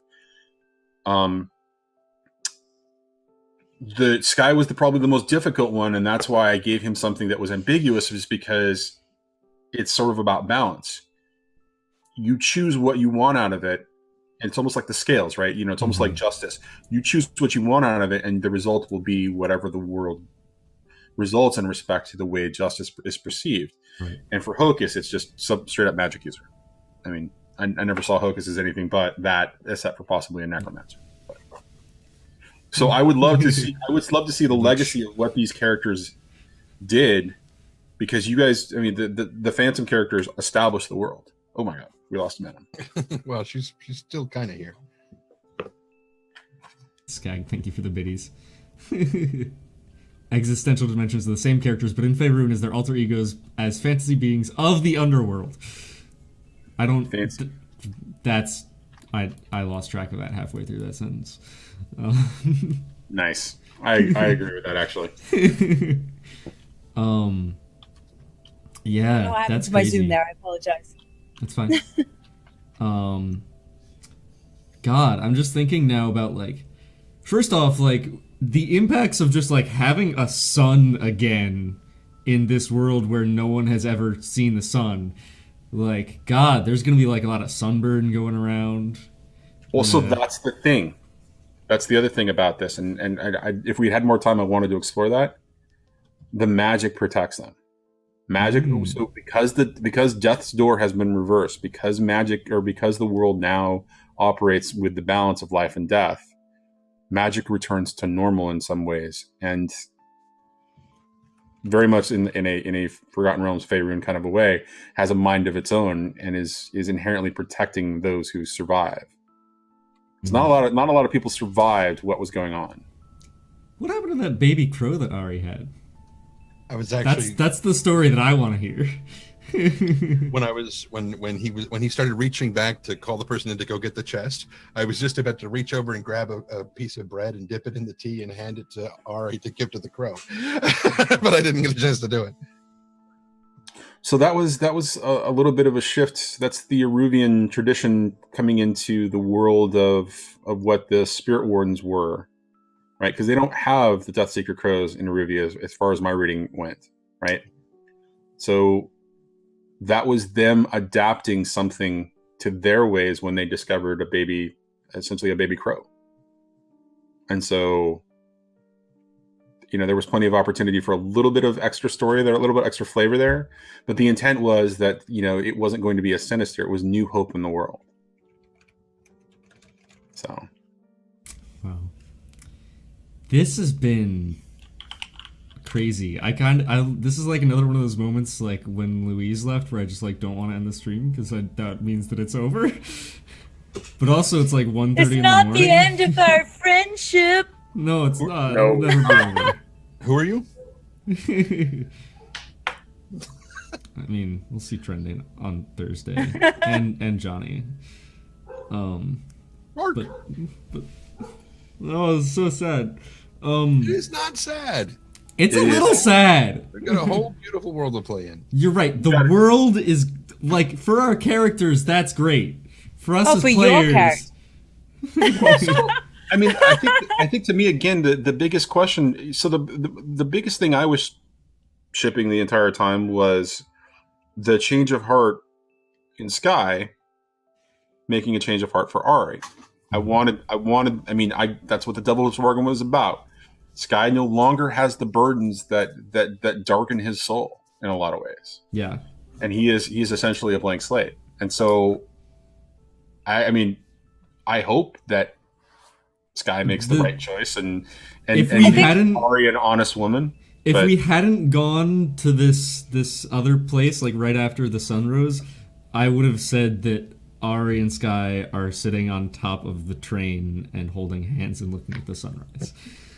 Yeah, like I feel like in the end the change of heart with how it ended up is that the change of heart for Ari is not just submitting to the dark possibilities of the future and repeating her previous mistakes. The actual change of heart was actually maybe I can take all of these things and make a difference because I guess I just got this powered stuff, so I'll go and do that. It gave her a change of heart in that way of actually kind of, I guess, loving herself. Mm-hmm. Yeah, that reminds me actually of something I was considering if things had gone differently for Sky, which was that if Sky were to die or like make a martyr of himself or something dumb like that, like as he's dying talking to Ari and basically saying, like, I know that I was never gonna be good for you. But don't go back. Don't play Tips's game. You don't play anyone else's game anymore. You make your own. Some bullshit like that. That would have been endearing and bitter. Yeah. I hope that Ari would listen to that and just like not gone back to Tips. Please, Tips sucks. You know, if Samandra hadn't been such a key player in the 3rd season, Jinx would have had a very different That's true. story. I always saw Jinx being the one to die, to perish. But yeah, with Samandra's influence, it was a very different story. It was a little bit more redemptive. So I expected one of the things that I was trying to set up at the end there was I expected Jinx to take the hit from Talk, right? Yeah. I thought we were going to lose Samandra though the moment that Alex you threw her right in there, and I'm like, and then everyone's like, oh yeah, that's right, she's got healing ability. Ari's got healing ability. We're good. We're good. Yeah. We're good. I was just playing my pawn, you know. Yeah, Sam's the side character. She can get beat up so Ari can heal her. This, I guess, about halfway through the 2nd season and this whole season, I've been just every time we run into someone from Eruvia or from down where Nyx was from, every single time somebody would come up that Johnny was like, it's a familiar voice. I'm like, shit, it's Chefton. Fuck, I know it's gonna be him. It's, god damn it. I was just dreading that it was going to be Chefton. It was him. For those of you who don't know, that's the guy that lured Hocus out into the woods where the demon caught him. That was doing all the shit it was doing with him. That gave him all the memories that he has, and it was the guy that Hocus was in love with throughout most of his childhood, and led him to a demon's embrace. Yikes. So the demons aren't gone, by the way. I figured they probably weren't. Yeah, probably not. I was also at least slightly sad about the lack of moon in this finale. Johnny, you really fucked up. There should have been a lot more moon. Should have been entirely moon-based. I thought it would. Well, it's sort of like the Gillis thing, right? The G. Ellis thing was beautifully played, and I should have handed that off to you to find a way to bring him back in, because I think that would have been funny. But the situation was just so intense. I was trying to get to a very particular end, and I just yeah. Look at it this way: he's either in the green fields, doubtful, or his spirit is being reborn in somebody else to try again. Yeah, I had considered at one point, like, what if I just asked my friend, what if I just asked Connor to come back on and play Moon again just for the finale, just to fuck with us as a ghost for like one last time. But that would have been funny, actually. It would have been funny. I was so upset when you told me that you were going to kill him, and at the same time I was like, all right, that's pretty brutal but pretty brilliant. But I actually liked Connor. I thought he was a good player. I thought that he brought an interesting thing to the player.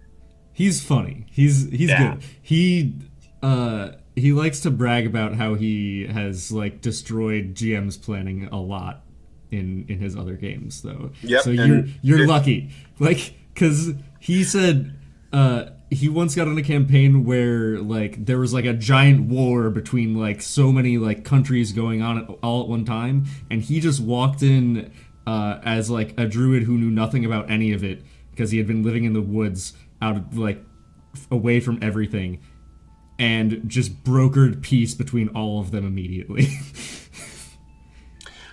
So I'm just going to ask you this question once: have you met Mike? Ari can give Mike a run for money as a character, but Mike is Mike, and that's just Mike. Period. So yeah, that is so vague. Really? Oh, okay. I need to go. I need to eat, and I know that some of us need to go to bed too and sleep. Yep. All right. Let's go ahead. Let's wrap things up the way that we always do.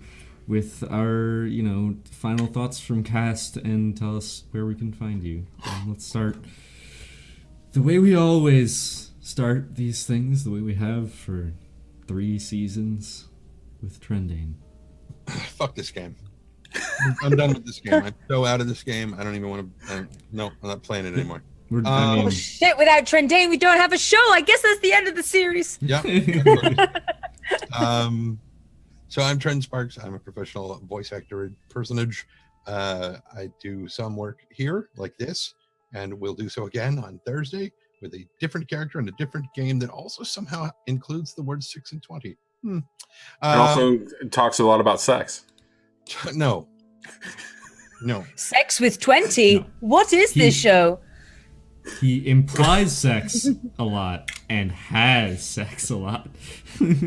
Right. And Smooth talker. My character on the thing, his name is Calvin. He is much more promiscuous than I am. Much more like Trendane. No, he's much more promiscuous than I am. Right. But who is more promiscuous than Hocus? So you're going up in tiers. Yeah. Yeah, exactly. Anyway, so I'll be back on Thursday here to do that. Reprise that role. Yes, as Mr. Wolf always says, sex aplenty. Not Mr. Wolf. Sex with 20. Something. Well, MadameGandalf. That was MadameGandalf. Yeah, that was her. Giving the credit for the people watching the YouTube video. So aside from that, I think we're playing D&D again over on Arvin Elleron's channel at some point this month, 2 times. And then our vocalists, which is our voiceover, our live voice acting live stream, where we grab a game that has no voice assets, but it has good rich story, and we do the voiceover live. So it's basically cold reading, and it's really scary, and it's a lot of fun. It's really good practice, and this has been amazing, and I'm sure that we will find many other things and stuff and doohickeys. And Hocus is moving into Skurlock's tower. It is going to be a mage tower. So anyway, MadameGandalf. Hello, I'm MadameGandalf. I played Ari, and I'm gonna miss this character because I've kind of been deciding to try and keep her living as long as possible by playing her, like an half-elf version of her on Encounter. Normally before, when our usual show was, I basically spent all day as Ari, and it was kind of amazing.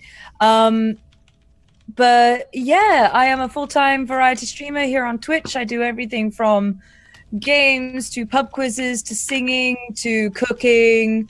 You never know what you're gonna get. And we actually also have our own Witcher Wednesday D&D starting soon, with some beautiful people that I am very excited to have join us.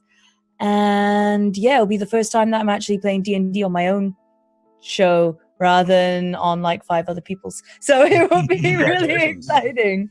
Yeah, I'm excited to start it. And yeah, this was by in no small part a huge inspiration for me, because you guys have been such an amazing influence in my life for the last 6 months, and just really helping me feel more comfortable with role playing, and dear lordy, actually trying to think of statistics and schematics for adventures, which I was pretty shit at. So thank you for attempting to teach me that stuff and letting me fuck it all up by being unpredictable. Ari and Speedy, thank you so much for, I don't know how you found me. Please Twitter or something. Stop DMing me. It is getting weird. No, I'm kidding. But I'm really excited that I can call you guys like friends as well. So thank you so much for having me on board this adventure. And I look forward to probably, most likely, more likely than not, adventuring with you guys at some point in the future again. For sure. For sure. I miss you already. Like, seriously, like, I also don't know how I found you. Like, that was that was such a coincidence, and like, from barely knowing you to like becoming like really close friends and like getting to meet at TwitchCon and like hug and like hang We're out. going to a masquerade ball together, and we're just like, what is this?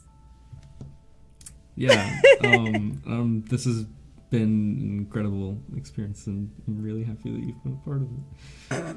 Joff, tell us about you so I can say nice things about you next. Oh god, I can't follow that up. I can't follow Tren and Alex. Yes, you can.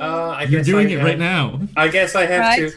Hi, my name is Joff, and right up until now, I have been Jinx Godiffer. I hope this isn't the end of Jinx. I'm kind of hoping there's a way he has further adventures, even if I have to write them.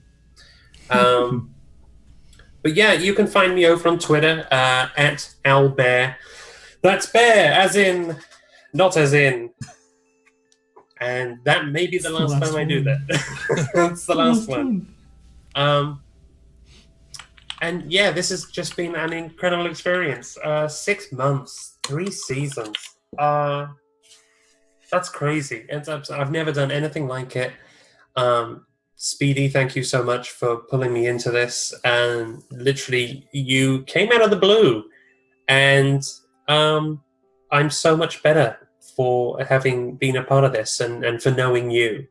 And for your other efforts outside of the stream and with Cast Together. And I'll always have your back there. You just yell my name and I'll come running.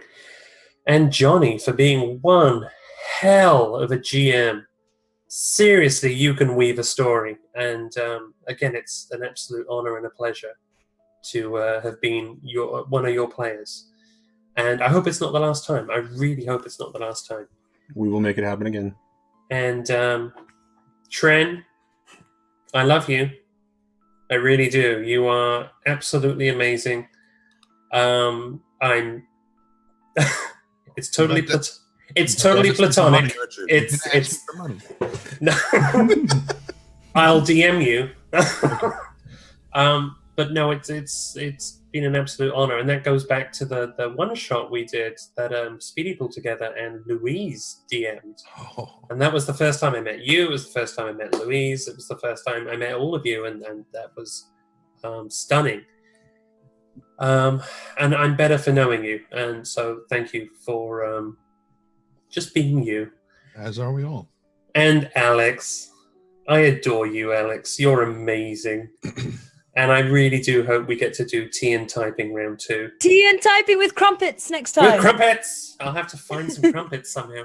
Yeah, me too. But you are... We're both Brits, not in our countries. That's true. But you Make your are own crumpets. you are wonderful, Alex. And again, I'm so glad I met you, and so glad I can call you friend. And I'll keep jumping into your channel and just poking at you. But yeah, I didn't think I was going to have anything to say, and what I want to say is thank you.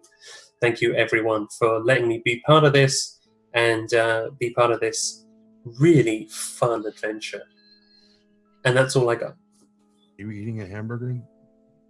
Yes. No. I'm really bad at making the heart hands. I try. Yours sounds good right now.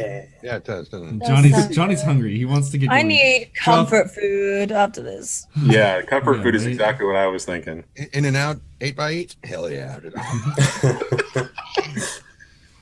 Joff, absolutely love you, and I'm so happy that I also found you on Twitter and that you were like just so willing to come on and like be a part of this thing, despite the fact that like didn't really know me at all either, and we're just like, this whole group has been absolutely fantastic, and like just like you and like Louise and Alex and Tren and Johnny and like all of us together And the other crew. And yeah, I mean, sure, whatever, I guess. Like, it became like such like a bond, like just seeing the fact that like it started out as just like a show with a bunch of people who didn't know each other at all, pretty much. And then like you guys going off and doing tea and typing, and then like you know, other things happening, and like Louise coming through, and like her and I playing Dream Daddy together, and then like Trendane is also here. We haven't done other things together, but I still really love you. Platonically. Yeah. Yeah, it's been a hell of an experience. And, you know, thank you guys for being a part of it. And thank you, people in chat who are listening to me ramble, and all of us ramble about, like, this stuff right now. All of you who have been here the entire time, it's been an awesome experience, and I'm just really grateful to have gone through it with you guys, and for you know, putting up with us weirdos once a week. And we'll continue to do so. And we'll continue to do so. Johnny, tell us about yourself and stuff. Well, I'll keep it short and sweet. Johnny, I run the VideoStoreCowboy channel. I'm also the GM for 6 and 20. This was Blades in the Dark. You can blame Speedy and Mike of Unmade Gaming for this little affair. Both of them at the same time said, "Hey, you ran a one-shot of this game for me. Would you run a campaign?" And then I had this crazy idea about actually doing it together and maybe making 2 shows out of it. Yeah.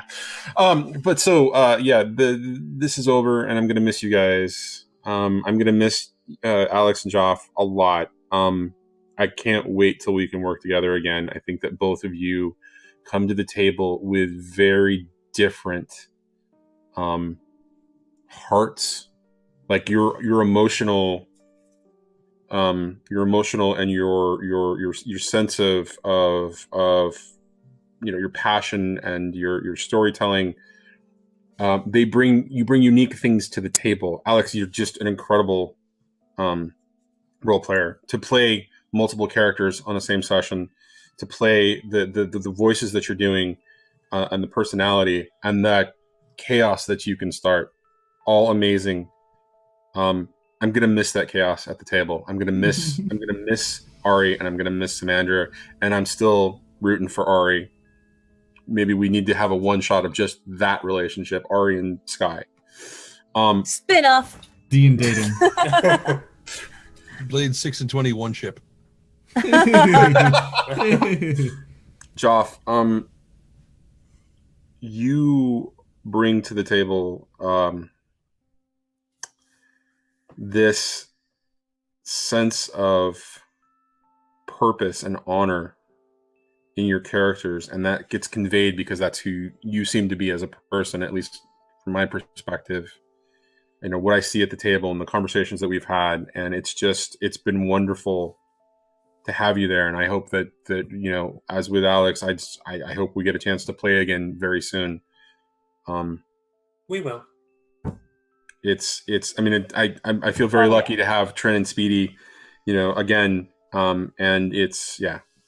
So I meant to keep it short and sweet, and didn't end up being short and sweet. So I'm just going to end it by saying, this is the last Blades in the Dark game for a while in 6 and 20. And, the hangover is going to be strong from just one night of it.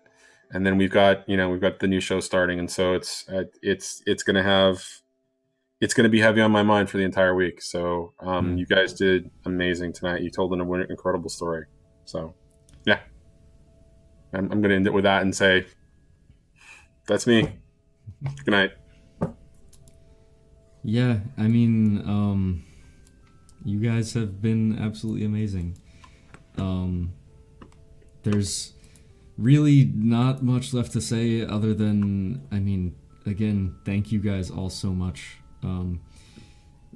Blades in the Dark and 6 and 20 may be over, but there will be more 6 and 20 to come. This Thursday we'll be starting off the new series, 6 and 20 Metropolis, and Johnny will be DMing it, and you can actually start watching it on VideoStoreCowboy tomorrow. Yeah. Tomorrow. Yep. And then on Unmade Gaming on Wednesday, and then back on here on Thursday. Who was that guy? We don't know. Quote He's been 40. unmade. Quote 40. He's been Or is unmade. it 60? forget. It's quote 60. It's quote 60. Quote 60. Yeah. There it is. Yeah. Yeah, it's 6 and 20 Metropolis in the world of City of Mist. I'm super excited for it. I've as much as I've been mentally preparing myself for this, I've been trying to distract myself from the pain of this being over by writing my character, and I've written almost 4,000 words of Sad Boy Giovanni. So is that the name of your young adult novel? Yeah, Sad Boy Giovanni. Yes. Or is it Sad Boy Gio? Sad Boy Gio. So I'm super excited for that, and you should definitely all be there if you haven't hit the follow button already, and if you haven't followed Johnny and Unmade Gaming, do that thing. Yeah, that's all that we have. I'm gonna find someone really quickly to drop a host to. I don't know that I have the emotional energy to send off a raid, but if you can, just go send some Not-So's love over to who's online. A person doing things. Yeah, here's a person who's doing things. See? There you go. Whoa, would you look at that? We've got Samuel Tucker Young is online. He's streaming music. He's a really, really cool dude. He does like roleplay stuff too, but he's currently playing guitar. And we're gonna go send him some love. Orgasmic at the guitar. Dude, he's a good voice. Yeah, I hung out with him at TwitchCon, and it was just one of those things where it's just like you're like immediately best friends. Yep. Yeah, so definitely go say hi to Sam. Thank you guys again. It's been amazing. We will see you all next time. And as always, when the world seems like it's ending and when the night turns to dawn, don't forget to take it slow. Bye.